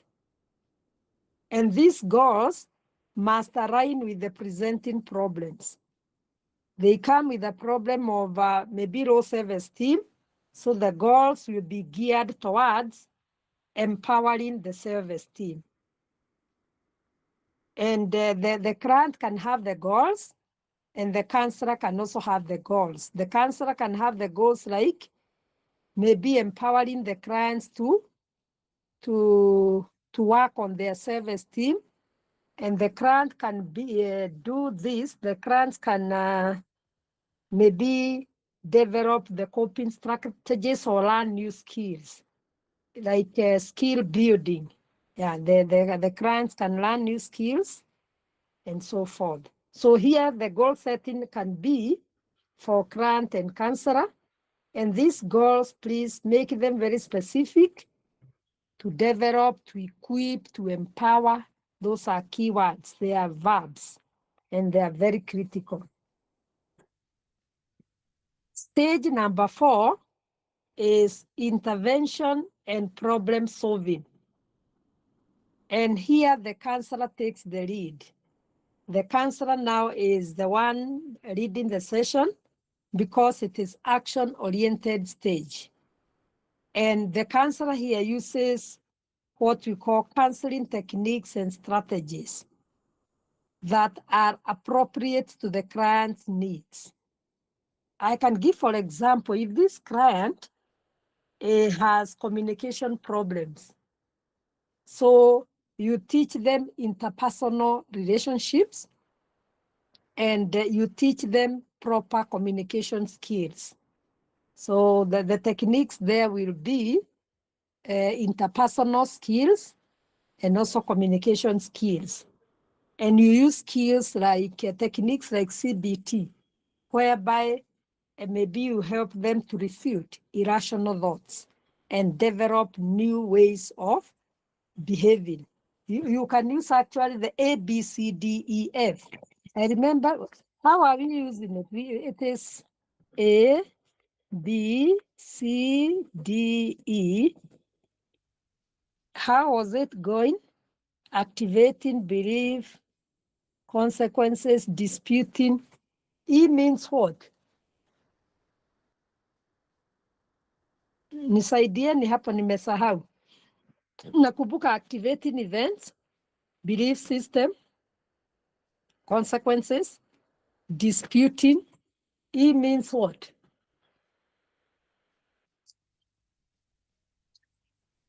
Watu wangu, nisaidieni. Serikali saidia. What is E? Does E stand for?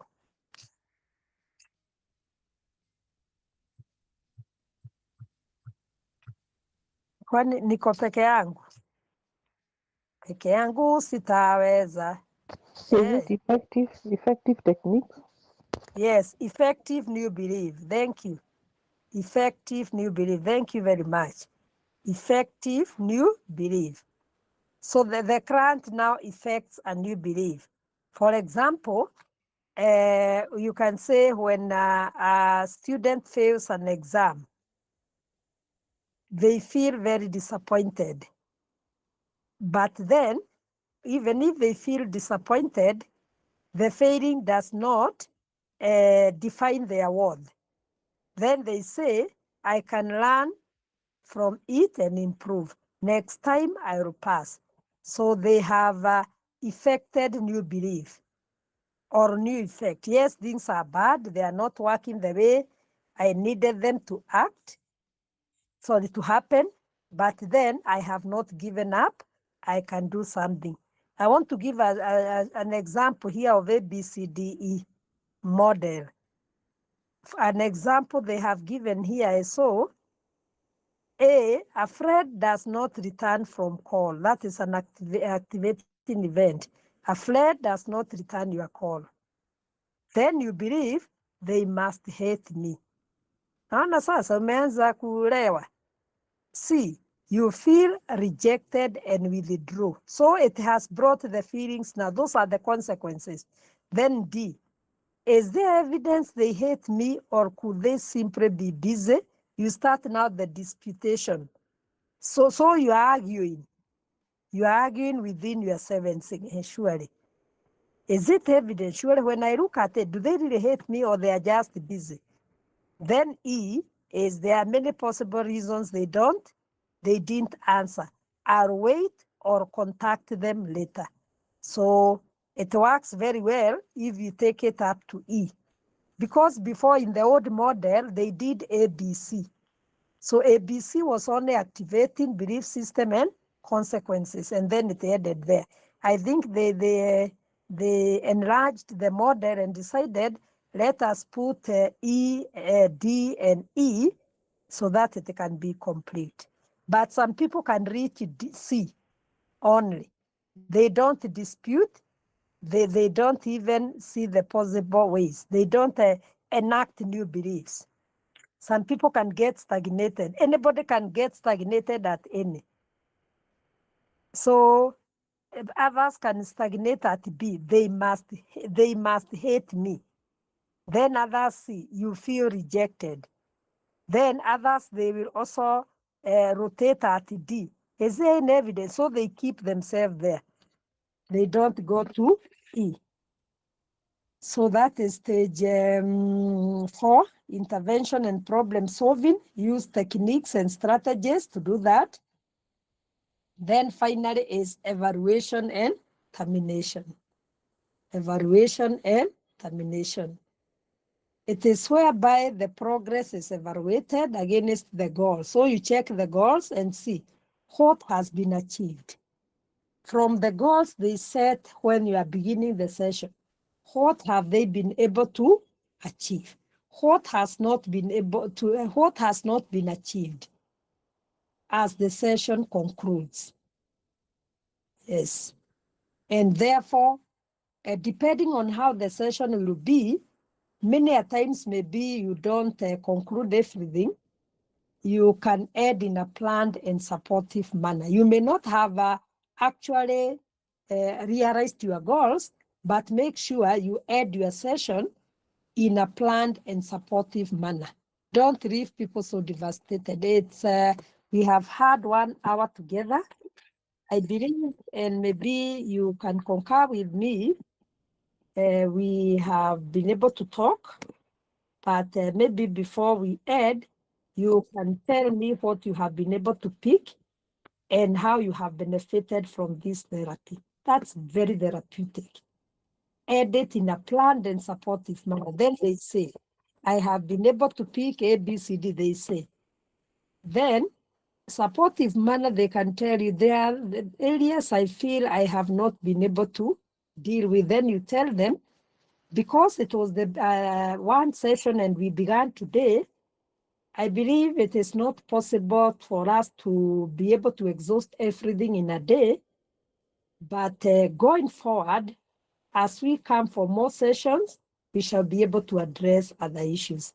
I hope what we have discussed today will enable you to move on until we meet again.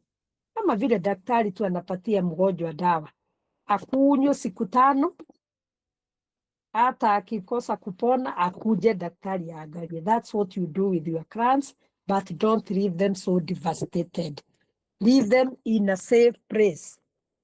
Never leave a client in an unsafe place because of money. Never leave your client in an unsafe place. We are counselors, we are professionals. Never, never. Seek their acknowledgement of what you have been doing.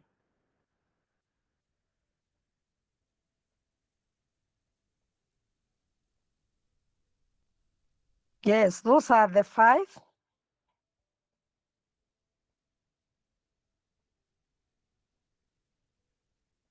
I hope I can be heard clearly. Milka, you are leaving the stage. Where are you going?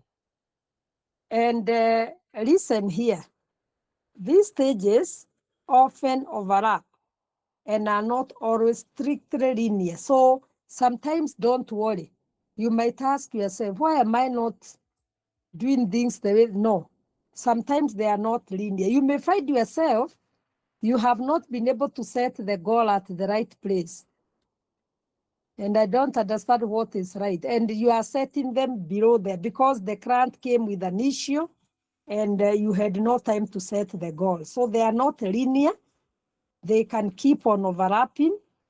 Yes, as the therapeutic process can be fluid depending on the client's needs. That's very powerful. So fluid, the therapeutic process according to the client's needs. I want to give an example. One time, a client came for therapy. I just gave my name and I told him to give his. In fact, even before I did anything else, the client was on and talking about his issues. I did not stop him. I allowed him to share. So that's why we are saying they are not linear. And later on, when the emotions are subsided, that is when now you can talk of other things. What have you been able to achieve in this session? You know, as a counselor, those are the goals. But because they were not able to wait because of the emotions, you give them time. So these stages are not linear. They may not follow the process as stated. Let me summarize them again. The first stage is relationship building.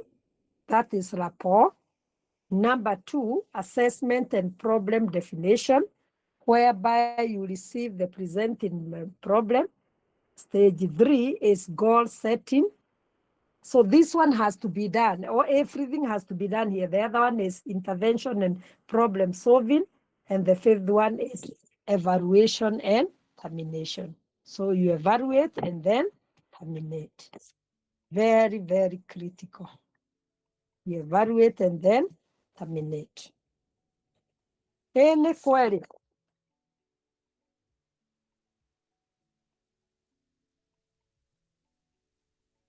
Any question?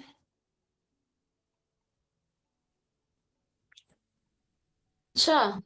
Yes, my dear. Yeah, and what I see question, but is more of a suggestion. Yes. Sasa, tukishafanya like session like dakika za mwisho naona tuko tunafanya kama venye tumefanya group setting, unatupea one of the skills, yeah, one of the stage unatupea tunafanya set, kama ni wenye wanafanya relationship building, kama ni 5 minutes ndio ndio Yes. tuweze kujua makosa yetu, the words we should use. We need to do this very often.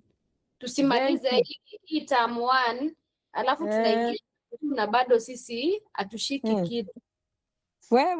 Wewe, congratulations, my dear. In fact, I was about to say now we need to do some practical. Thank you very much.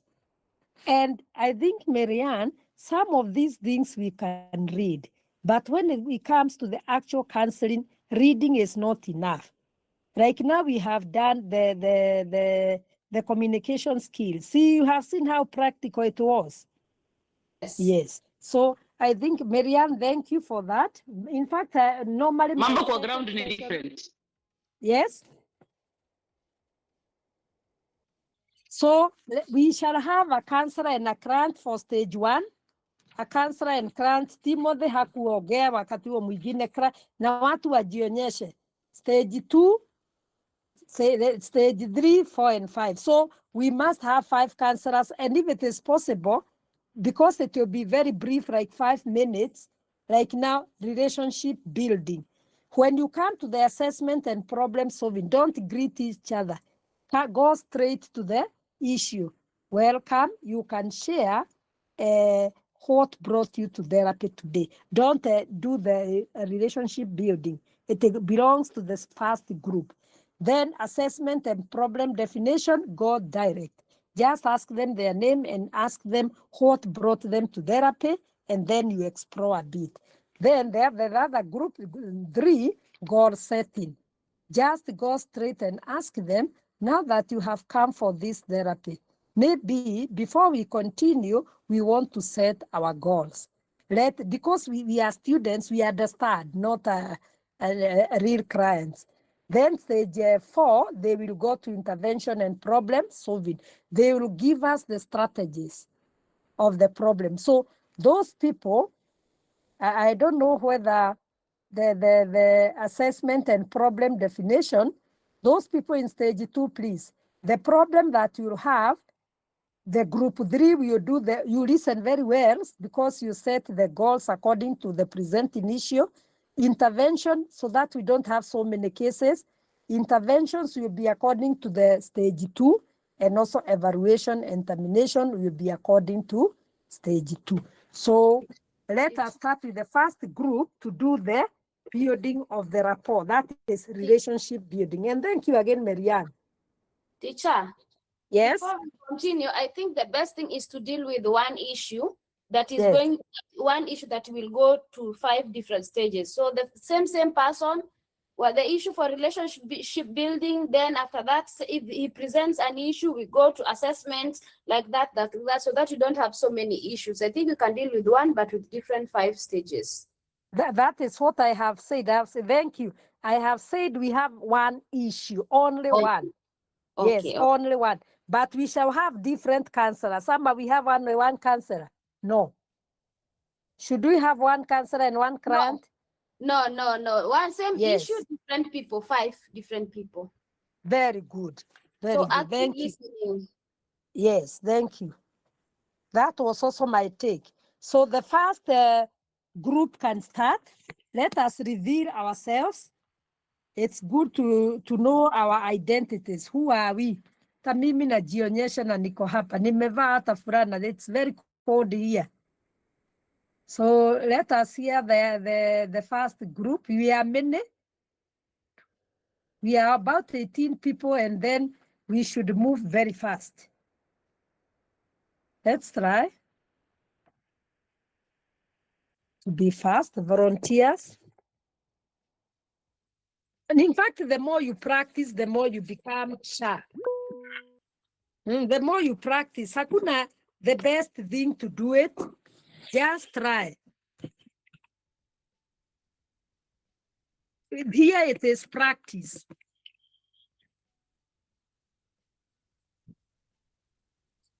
And I think according to the way we are behaving, next week when we meet, we can do our practice here and then award ourselves marks. Next week we shall do that. Okay. Let's hear the first group, please. I'm the client.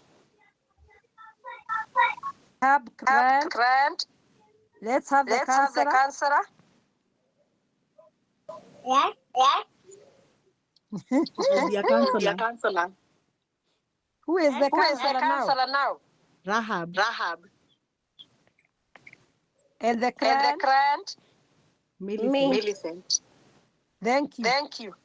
Start. Kira, what is the time? It is 8:55 minutes, 5 minutes in each stage. Yes.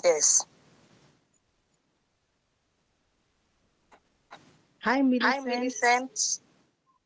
How are you, Rahab? I'm fine. What brings you in today? I'm having a problem with my children, and I'm feeling a bit overwhelmed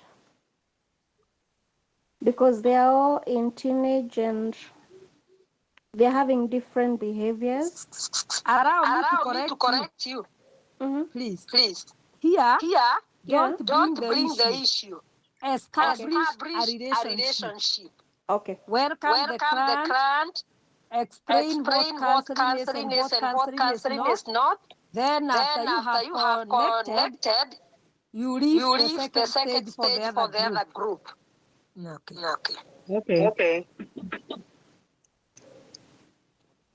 Okay. Good morning, Millicent. Good morning to you, Madam Rahab. How are you doing today? I don't know how I feel, so I'm not very sure to say whether I'm okay or I'm not okay. I'm not sure how I feel. Okay, I'm hearing you say you don't know how you feel. So this is way of counseling services, and we offer counseling services to our clients. I would like to let you know that this is a safe space, and anything that we discuss will be between you and me and this four walls, and we will not leave the room unless it is going to cause any harm to you or other people. Then I might have to report to the authorities. Is that okay with you? That is very okay. Awesome.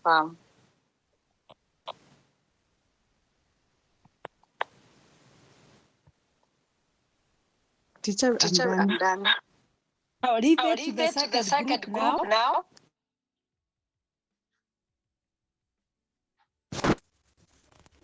Let's go to the second group for the assessment. Please, when one person is talking, ensure that you mute your mic to avoid echoes. Like you just allow. Thank you for that, Miriam. I was also about to say thank you very much. Let's get the second group, please. That one was just creating the rapport. I'll be the client. Gender equality. Timothy, where are you? Timothy, tafadhali in the men in the house. Soile did it. Dixon did it. John, are you in a position? Today you said you'll be stable.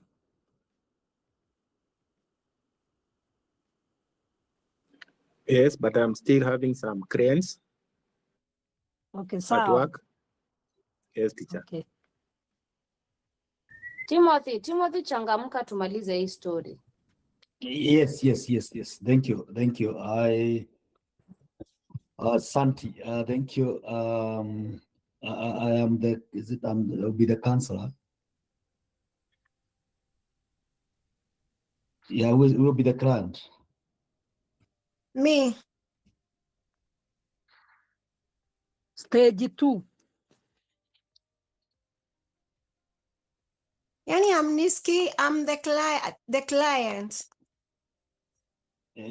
Kerry is the client. Yes.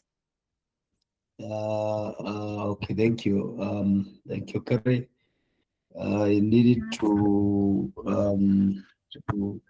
what you call now the assessment. And what brought you here? Yeah, I'm feeling a bit frustrated because I'm in campus and my mom has not been able to pay fees, and she's working, she's earning, but she doesn't want to pay for my education. Yeah, and so I'm feeling a bit frustrated that I've not even been able to sit for my exams. Yeah, I don't know what to do. Oh, I heard you talking about your mom is not ready to pay for you your exams, eh? But who Yeah, paid for you the school fees, and you have been in school? I applied a HELP loan, but HELP doesn't pay 100%. So the deficit, she's not ready to pay. And so sometimes I'm pushed to take the money which I'm given by HELP for personal care to pay for my own fees. And sometimes I'm forced to do odd jobs like washing people's clothes so I can get the fees on top. Yeah. Oh, yes, I hear you. I hear you now. I hear you now. And but I've heard you talk about there are some things that you do just to make sure that you are able to pay your school fees. I heard it from you talking about it, and I understand now that you have been the help has been paying fees for you, and of course that is also another thing that is to note. But what will be now the way forward? If your mom does not pay for you, what is the way forward? I don't know what is the way forward because I think things are deteriorating because she stopped paying my fees when she got her current boyfriend, and I'm just feeling like I'm a burden to her. And yeah. Oh, I didn't hear you correctly. You talked about a boyfriend. You Yes. talked about a boyfriend. Who got a boyfriend? Is it your My mom? mom. Oh, My your mom. mom. Oh, now I understand you. Now I understand you now. But then I would wish to encourage you to continue do whatever you are doing, just to make things to make the ends meet. And for sure, God will also help you. We also look at how can you can get any other help from any other sources, so that you can also continue with your studies. And I think in the next session, we will discuss more about it. Thank you. No, you're not helping me. Like, how I'm do you not tell me helping. to continue doing? That is not my responsibility. I mean, it is her responsibility for me to go through school.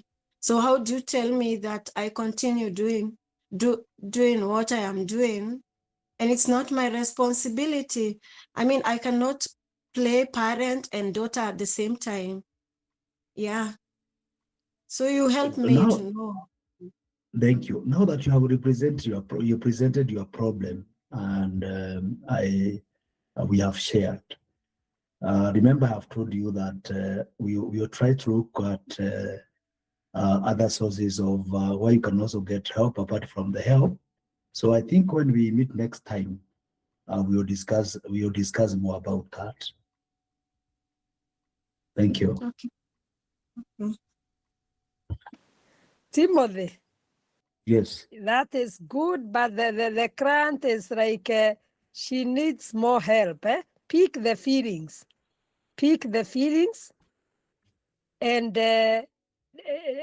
don't leave it very open where you are telling her to get money from other sources. Be very specific. What sources are these? So that she does not look for money in very bad ways. Like maybe doing other bad things that girls do. And when she talks about she is a student and she needs to be assisted, validate that emotion. Tell her, I can imagine what that has made you feel. But sometimes when situations are not working and we need also to work on ourselves, we go extra miles. Otherwise, I can imagine what you are going through. And I can imagine that is not your work.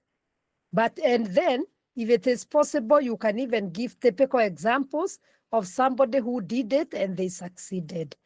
Yeah, validate them. Help them to move so that they don't look like they are alone. Thank you. Thank you. Have done your work.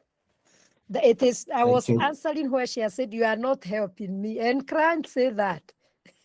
They feel you are not helping them because it's like you are not, I'm just saying, they feel like counselors are not picking where they are going through.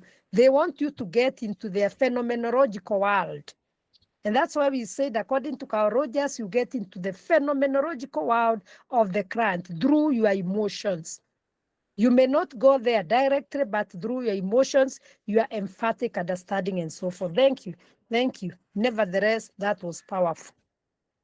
Thank you. Okay, let's get the third. The third is in goal setting. Now that the case you have listened, it's this girl who is not taken care of. So the one who is goal setting there should do the diagnosis very well. So for you to help this particular person, over to you. Two people to prepare the nini.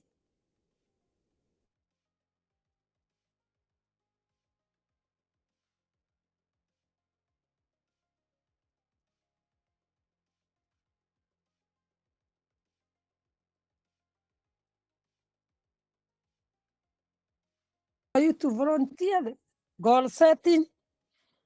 This practice is very, very important. We are pointing out the challenges so that next time you do it well. I can be the client. Thank you very much. Thank you, Maureen. Who will be the counselor? Be bold. Counselors are courageous people. Timothy has done it and we have known from him. If we don't try, we shall never know.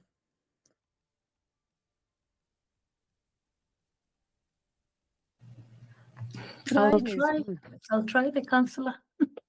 Thank you, Irene. Start.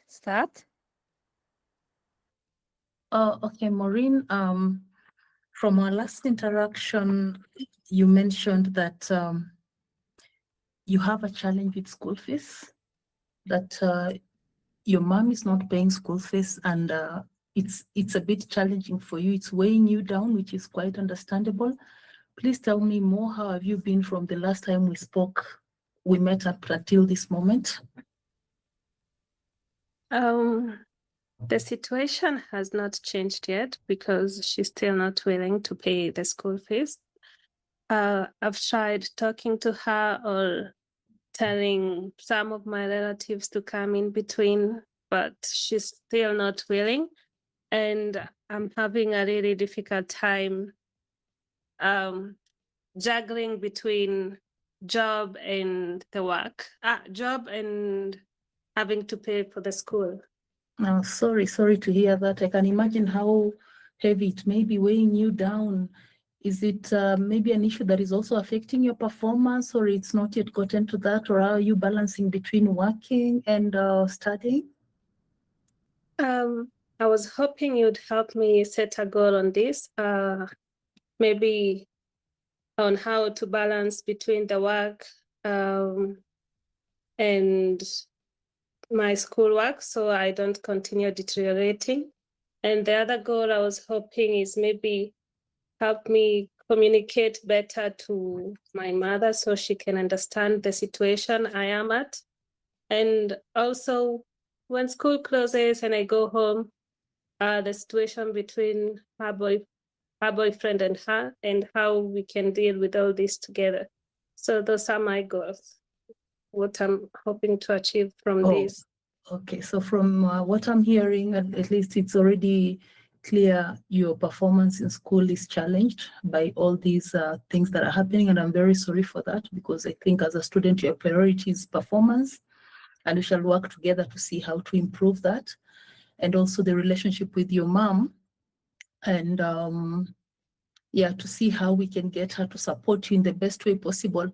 But maybe just to understand, when did it start, the school fees payment? You mentioned when the boyfriend came in. Is there any issue that happened that in your view precipitated her not paying school fees? Is just the boyfriend coming in, or there is an incident that happened between you and her, or you and the boyfriend, or something? Maybe to help me understand the situation more.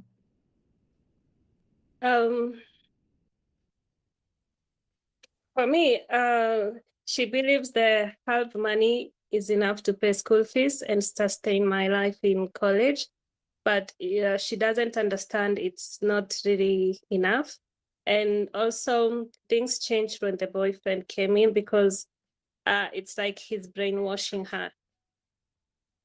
Is there an instance that happened that makes you believe he's brainwashing her? Yeah, because she's spending the money with him instead of paying for my fees.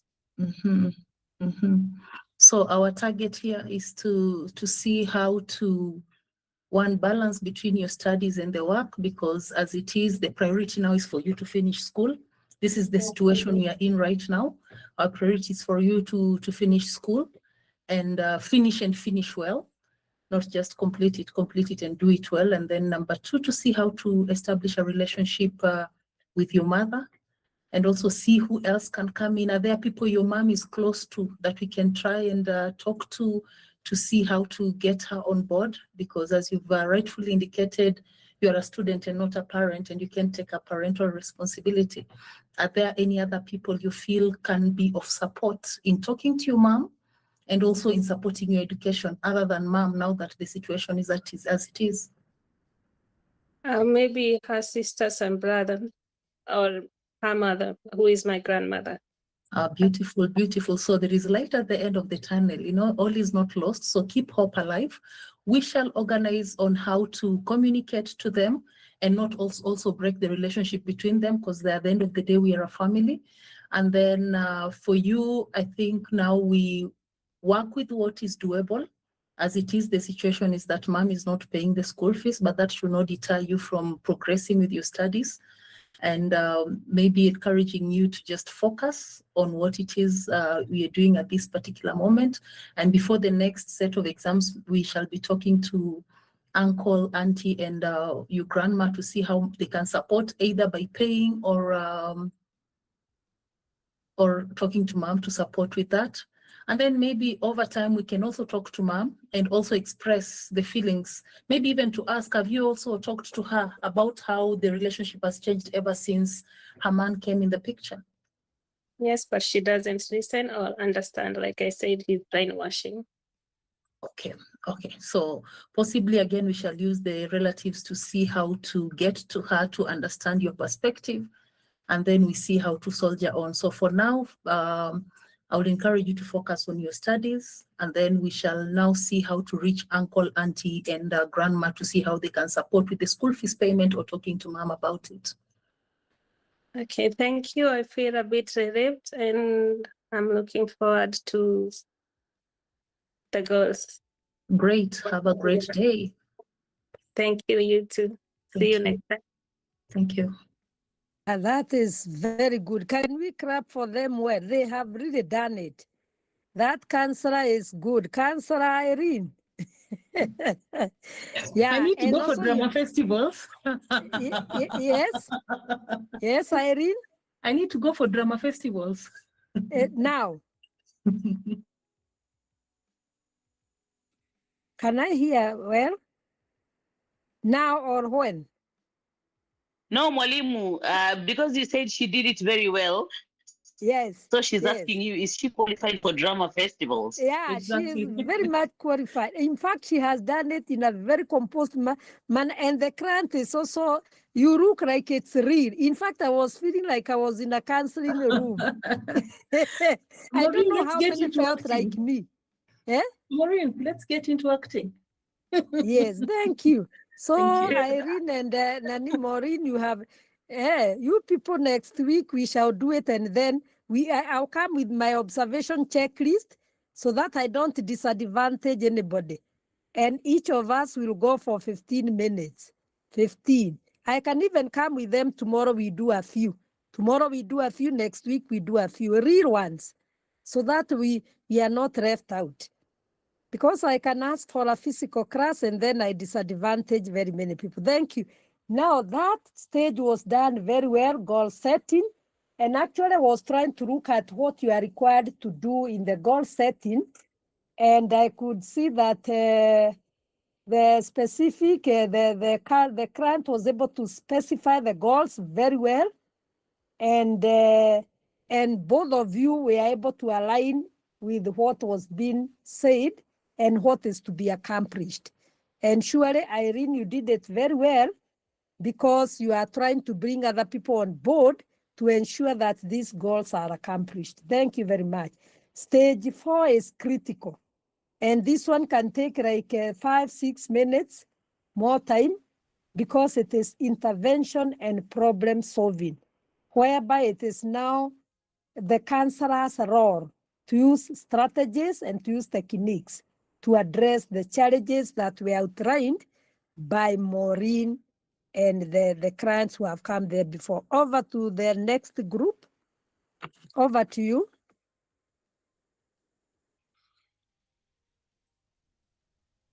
Don't fear. In fact, you are doing it very well. Everybody is doing it perfectly. A fourth category, before time ends, please. I'll be the client. Thank you for volunteering to be a client. Even being a client is also work. Therapists come out. Devi is still in the house. I am still here. Or has gone for. I am here. I can Devi, go again. are you still in the house? I can see you. Thank you. Okay. So Joanne, we go. So Joanne, you're the client? Yes. Okay. Thank you, Devi. Thank you. All right. So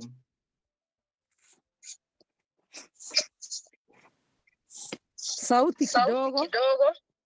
okay, let me turn it up. Welcome back again to this therapy session. Last session, I remember we set a few goals, and I think the two biggest goals you can agree with me were, number one, trying to find a way to fund for your education. That is to empower you how to get those funds either from your mother or elsewhere. And the second goal I think we set was trying to work and develop communication, good relationship with your mother, so that you can communicate with her what you're going through and your frustrations. Is that correct, or is there something else we have missed out? That is correct. I have been trying. Okay, thank you. Since you're last here, what have you thought about any of these goals? Because I remember we also spoke about if we start dealing with the first goal of communicating with your mother. I think one of the things you might want to consider incorporating is trying to rope in a few of your relatives. I think we spoke about that last time. Do you see any of your relatives who can be useful in this way? I do. Please mute. Who are those? Okay, thank you. There was an echo. I do have an auntie and an uncle that I can reach out to, but I'm very scared because they are very much against the relationship that my mother has with the boyfriend.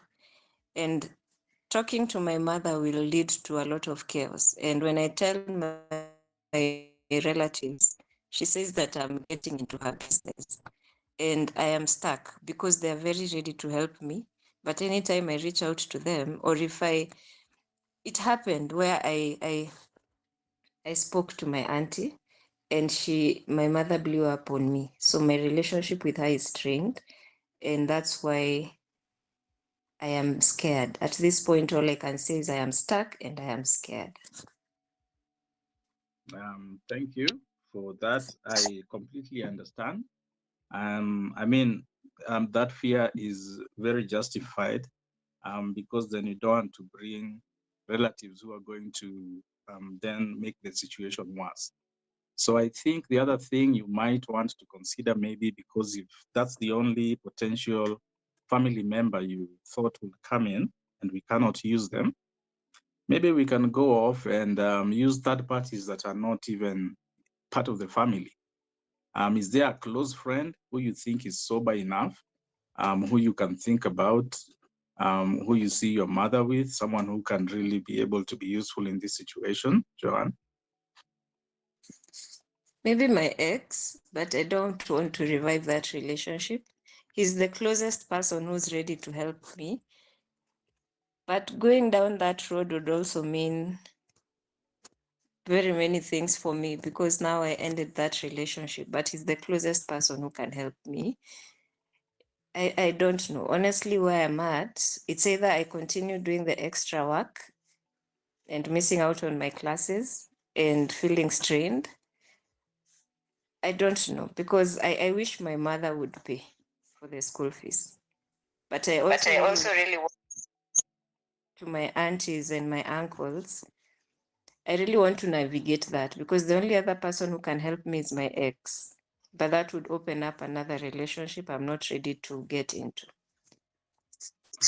That is very well understood, Joanne, but I think maybe I did not communicate very well. We were still in the first point of trying to work on the relationship with your mother. So I was trying to ask if there's a third party who is not part of the family, who you can rope in to come and talk to your mother, who can be an in-between. So when you talked about your boyfriend, I was waiting to hear that he had a good relationship with your mother. Is there, is there someone else who's out of the family who you can think about who can come in? A mutual friend. So I meant someone who's maybe the age mate to your, almost age mates with your mother. Oh, sorry for that, Devi. I thought you were asking. I'm still worried about the school fees. I think that's why I'm thinking of people who can give me money right now. I feel money is my most critical problem right now. But the only other person I can think of is church. She really listens to the people in the church. I can use one of the ladies in the women's group to come and intervene. The only biggest challenge I'm facing right now is anyone I tell about this situation, it is turned against me that I'm removing family secrets from our home and sharing them with people. So I don't know how I will navigate that and sit there and allow them to speak to her because talking to her is already a problem that I am taking out family problems and sharing with other people. But that lady is elderly in the church and is someone that I know she will listen to and someone that she respects. But getting her to talk for me, I am very scared. First of all, please, you don't have to apologize because of your fear and huge concern of your funds, you know, your mind keeping on going back to the funds. I mean, that is very well justified, and I can only imagine what it must feel for you. So what I think will help in that situation is if we can balance both trying to keep the matter private and also roping in that friend. Maybe you might want to consider just having a very small grouping of just you, the friend, and your mom, and keeping it very brief.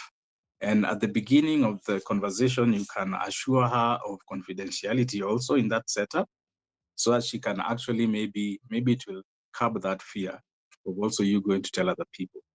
So moving on swiftly to the second goal, which is your very big fear, and the first goal of actually working on the relationship with your mother was actually also going to still help with the funds, because if you actually connect with her and she gets to understand, then the funds problem will also be addressed.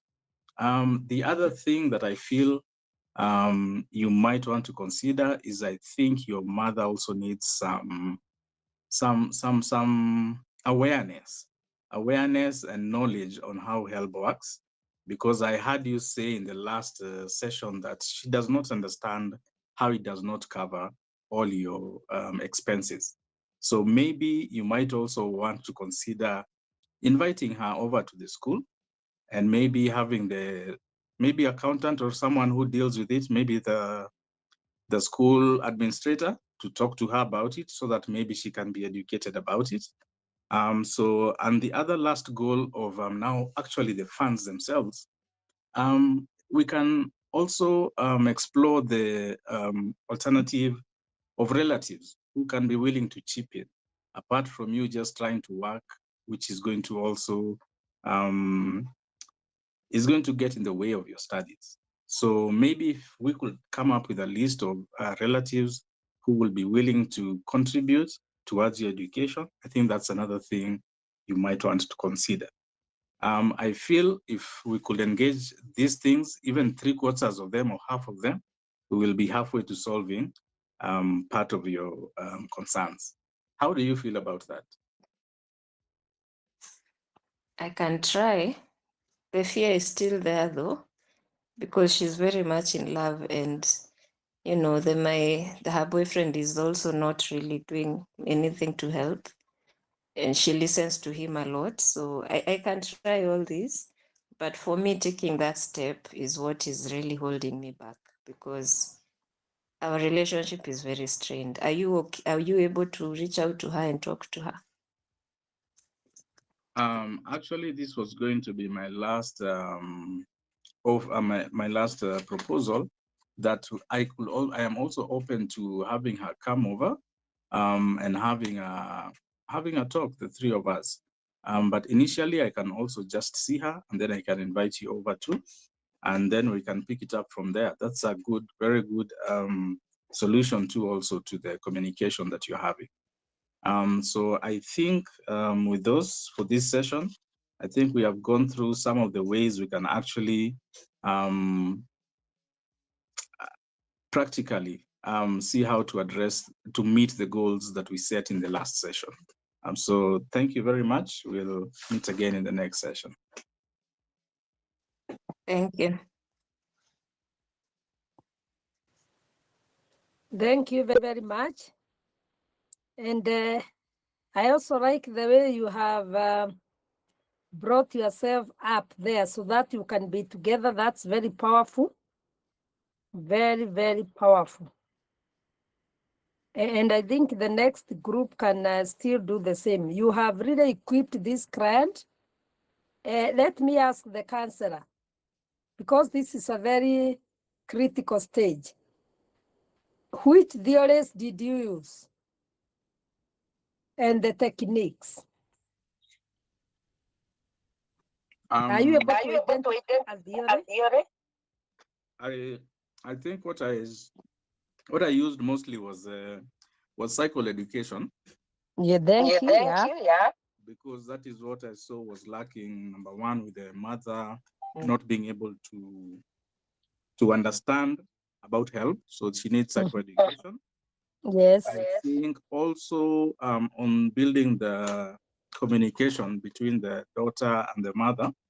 I felt I had to give her a little also pointers on how to work on that. I don't know where to place that on theories or on the psychoeducation. Yes. And lastly, just a bit on CBT. Yes. On trying to change her thought process Yeah. about and her fears and beliefs about the mom not being able to reach to the mother. So Yes. just trying to also bring in new thoughts, processes, and beliefs, and address the fears, so she can be open enough to explore that avenue. Thank you. I could, that one I picked very well for the CBT. It was perfectly done because you tried to work on the thought process, which is quite critical. This stage 4 is a very critical stage because this is where we help the client. I do concur with you, psychoeducation. Can I report this situation to the authority? Yes, if the clients can do that. Let me, Maureen is asking, can I report this situation to the authority as negligence as the client? If the mother is able, she's not just willing. Yes, that one you can. That one you can because you are protecting the rights of a child. You can. Reporting, that is called mandatory reporting. We said as a counselor, you have a duty to warn. So it is in your jurisdiction. You can do it.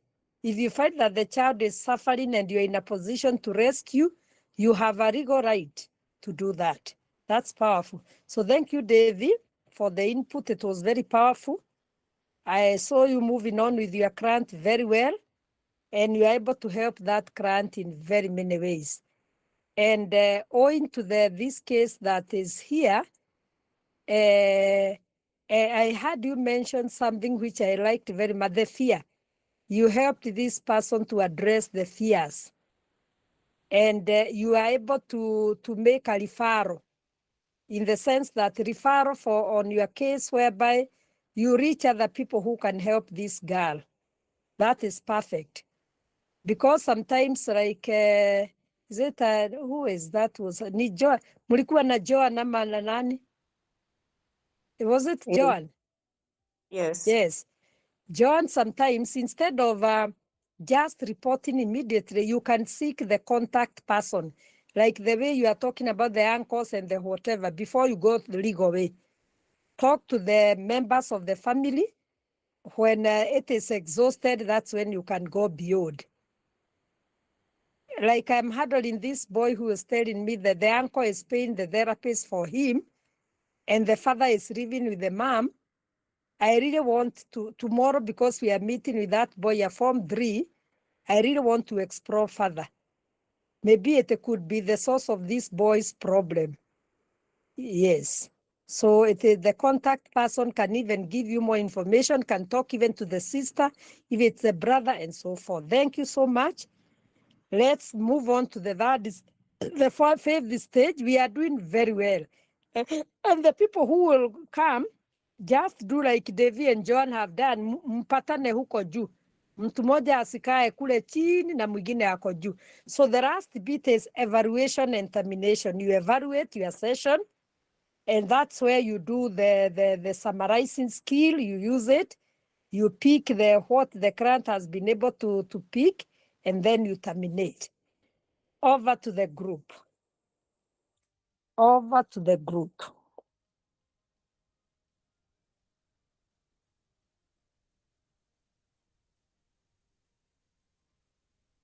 Tafadhalini. It is the last one we are finishing.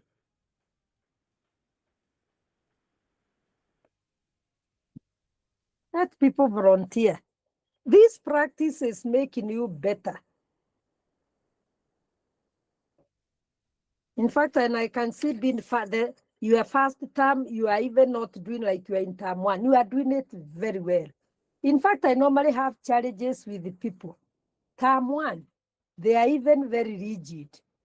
At least I can see this. You are trying, and you have the courage. Therapy needs courage. Let's have the last group, please. It is already 9:30, so that at least by 1:45 we are through, so that we don't take too long.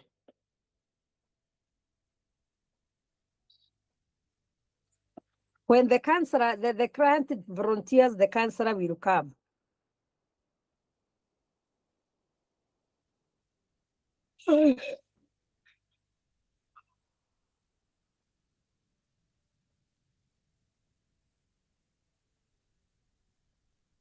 God of Abraham, 18 people, and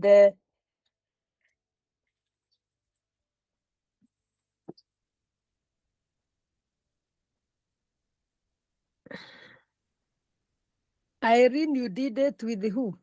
Maureen, eh? Yes. Yes. Who else did? Timothy, you did it with? Me. Ashley. I did it with Ashley, eh? Imani. With did it with Imani, Imani. thank you. Which was the first group? It was Who were the Rahab others? and let me see. Rahab and Millicent. Sawa. So the others, can you come up? Davy and John, they are through Irene and Maureen, Timothy and Imani, then Rahab. Let me hear those are only 8. And I can see we are 18. 2 people to summarize, please.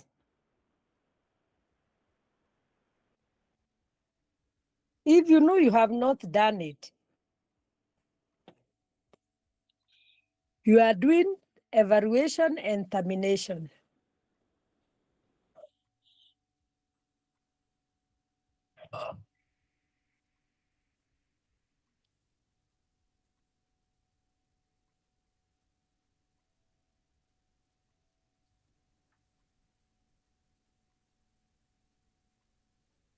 Kumalizia na vile ni kuzuri. Let's finish up on style, in style.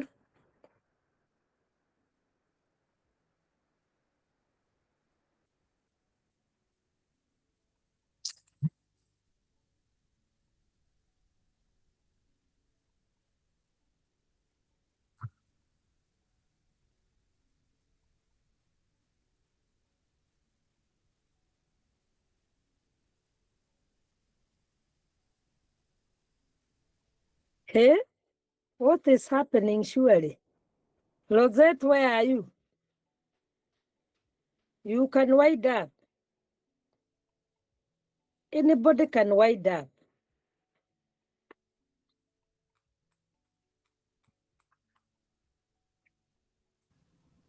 What is happening?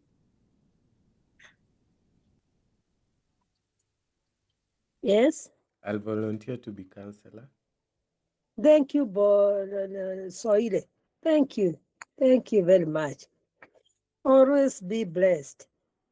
Yes, Soile is there. Can we have the grant? The grant has no issue. I volunteer to be the client. Thank you very much. Thank you, John. Thank you. Okay, welcome once again to this session. I'm very grateful that you've been following through everything that we've been doing. I'm very happy with the point that we are in. So today we are just going to explore and evaluate what we've been going through all these sessions. You're going to tell me the interventions that we did, whether they are working. And if you're comfortable, we will be able to terminate this counseling session.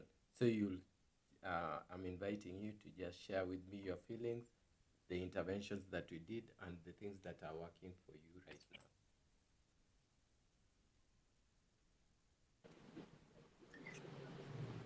Thank you, Counselor.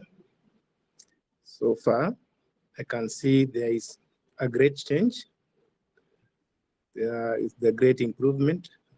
I first thank you for the journey that you have taken me through. At least I can see when I talk with my uncle, they have come in, they have talked even with my mom, and now things have started moving well.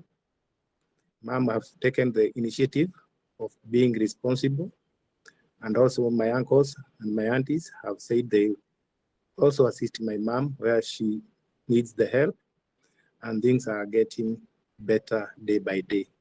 Thank you. Okay, if I can just recap, your communication now is better, your relationship is better, and the financial aspect, things getting better? Yes, thank you. Now the communication is heading well. Where there is difficulties, my uncles are coming in, and my mom have already agreed that whenever I have got the communication barriers between me and her, I call my uncles to intervene. And also the financial status, my mom has agreed that whenever I've got a problem financial, she's ready and she'll support me through education so that I be a better person in future. Thank you. I'm glad you are empowered. I'm glad that you are getting your life on track. And if whenever that you feel that you may need some counseling, you are always welcome to talk to me. I'm always here. I'm always there to listen to you. So this is not the end, but just the beginning of a greater life for you. So thank you so much for following through with all the goals that we set and following through with all the interventions that we had. And I'm very happy that you're in a good place right now. Thank you. Sorry, terminate. Prepare the grant for termination, please. Evaluation done very well. Prepare this grant for termination now by asking him how he is going to cope, and telling him now that we are about to terminate our sessions. Maybe briefly, you can tell me how you have felt about the whole session. Prepare him for termination, please. Okay. By asking a few questions. Okay. So thank you. We've been going through these sessions and now we are about to end. I'm going to ask you just a few questions just to know how you're going to cope with these issues whenever they come up, how you're going to strategize on the financial aspect, and how moving forward, what are the things that you'll do better and what are the things that maybe you'll look into. Thank you. I can say the whole session was good. It has brought my motivation, the spirit higher. I was so low when I came to you. I had seen my future going into bricks, but now I can see a great future coming ahead of me. We have brought a good relationship between me and my parents, with my mother and my uncles. Now there is a lot of improvement. Also in the financial status, they have chipped in, and now I see that my future in the education system, I'll achieve my goals and come back to the society and to my parents and give it back to them for this support they have given me. I can say the session was very nice. I was so demoralized, but now I've got the moral. I'm happy. I thank you. You are among the best people I've come across for motivating me, for showing me that I should not bring the world to the end. At least I've got my future. And this is the way forward. I thank you. And I still be coming back to you when I feel I'm low. I see now I'm a person, as we have talked, interacted with you. The other time I was seeing myself as if I'm not a person. Nobody wanted even to hear my cases. But you came in, you have interacted with me, you have become my friend. You have taken me that great journey. And now I see forward for a bright future. In case of any challenges, I'll be coming to you. You just keep your doors open for me so that I don't go back to where I started. I just go ahead and become a great person. Thank you so much. God bless you. I'm very happy to hear that. Thank you so much.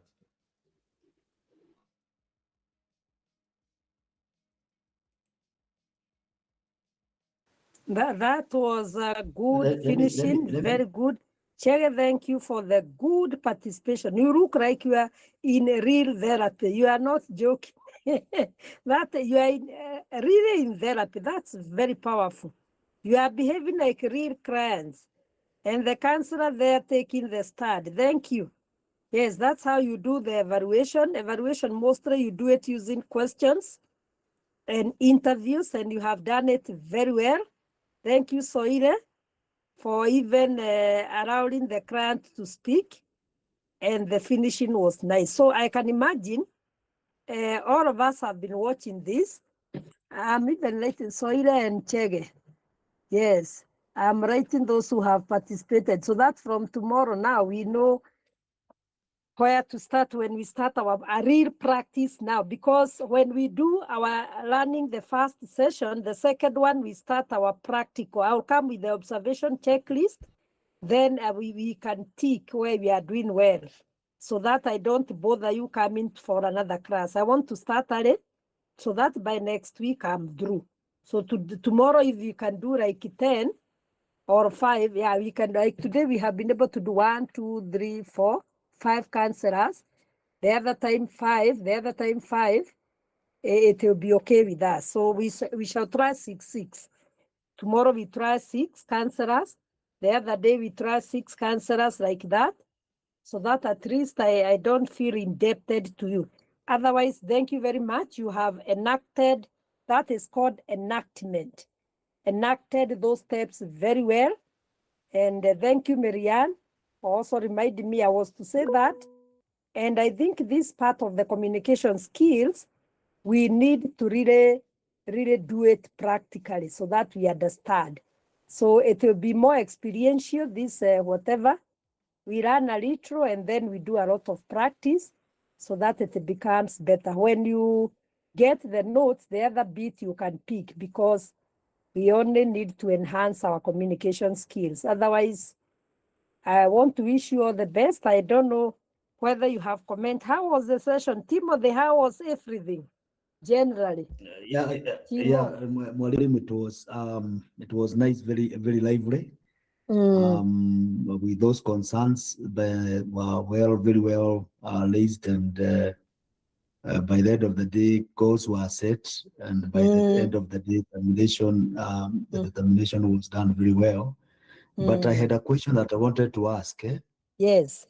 My question is whether, because remember when we are starting in a therapy, there is what we call the contract form, which is also has the concept.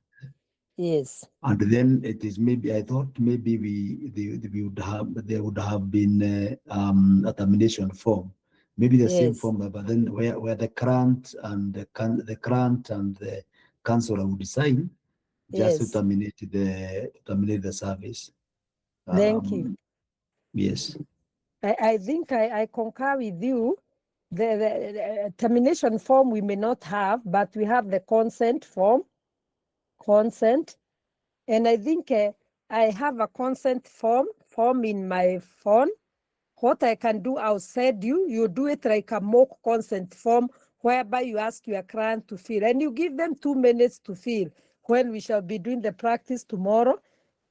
Then from there, we shall have also what we call assessment tools. With me here, as you move on with the therapy, because now the therapist will be doing alone, although I'll explain. After you have set your goals and now you are going deeper into the case, when you are doing what we are calling stage what? Stage, it is stage 4. Which stage now? They are around stage 4. Let me see whether it is stage 4. Yes, the stage 4 there, intervention and problem solving, we shall bring in the issue of assessment tools. With me here, I have some assessment tools. Depending on the case, we shall also try to mention a few so that you also mention to your client. It's very critical. So I agree with you, consent form at the beginning, assessment tools in the process of therapy. The termination form, we may not get it per se, but at least these ones are very critical. Thank you, Timothy. That's a good, I've even written here, so that the consent form are said, so that you look at it. Then the assessment tools, I don't know whether when I go to Vika, I'll be in a position to get at least 2. Then I can come for stress, because stress is common, and 1 for depression, the BDI, back depression inventory. I will try to come with at least 2 to 3 tools online, then I can forward. But the consent form, I think I have it in my phone. I have the soft copy. I can always send. Yes. We have a lot of work because we need also to go through the Ruth case, because I'm planning, tomorrow we shall talk about it a bit, just a bit. Then I can guide you on the few questions you can do on Ruth's case to practice on the theories. Anybody with a concern, another concern? Yes, thank you. Thank you very much for your participation, for your cooperation. Excuse me, Mwalim. Yes. Yes. For the last week, are we getting the notes for last week about the principles? Principles of? The lessons we're having last week about the legal framework and the principles. I did set ethical issues. I haven't seen unless maybe I recheck. I resent the facilitation thinking they are the one. Okay, I'll send immediately, my dear. I will say, let me forward. I'll forward. In fact, I forwarded the facilitation thinking it is the one we had last. I'm so sorry, I have them. Many things are overlapping. We have so many things. Sometimes you are so, thank you for that. Can we say the grace? Had you prayed when we started? Yes. Thank you. The prayers cannot miss when we are there. Let's say the grace we part ways, the grace of our Lord Jesus Christ, and the love of God, and the love of God, and the fellowship of the Holy Spirit be with us now and forevermore. Amen. And shalom. Good night. Good night, all of you. Good night, teacher. Thank you. Yes, thank you. Good Let me night. set those Good rules for night. the ethical. Good night, everybody. See you tomorrow, God willing. Thank you too. Thank you too. Those who are enjoying their sleep, they enjoy. Us who are working, we enjoy working. Thank you. Bye. Exactly. And may God give you the strength to work over the night, my friend. It's not easy. Thank you.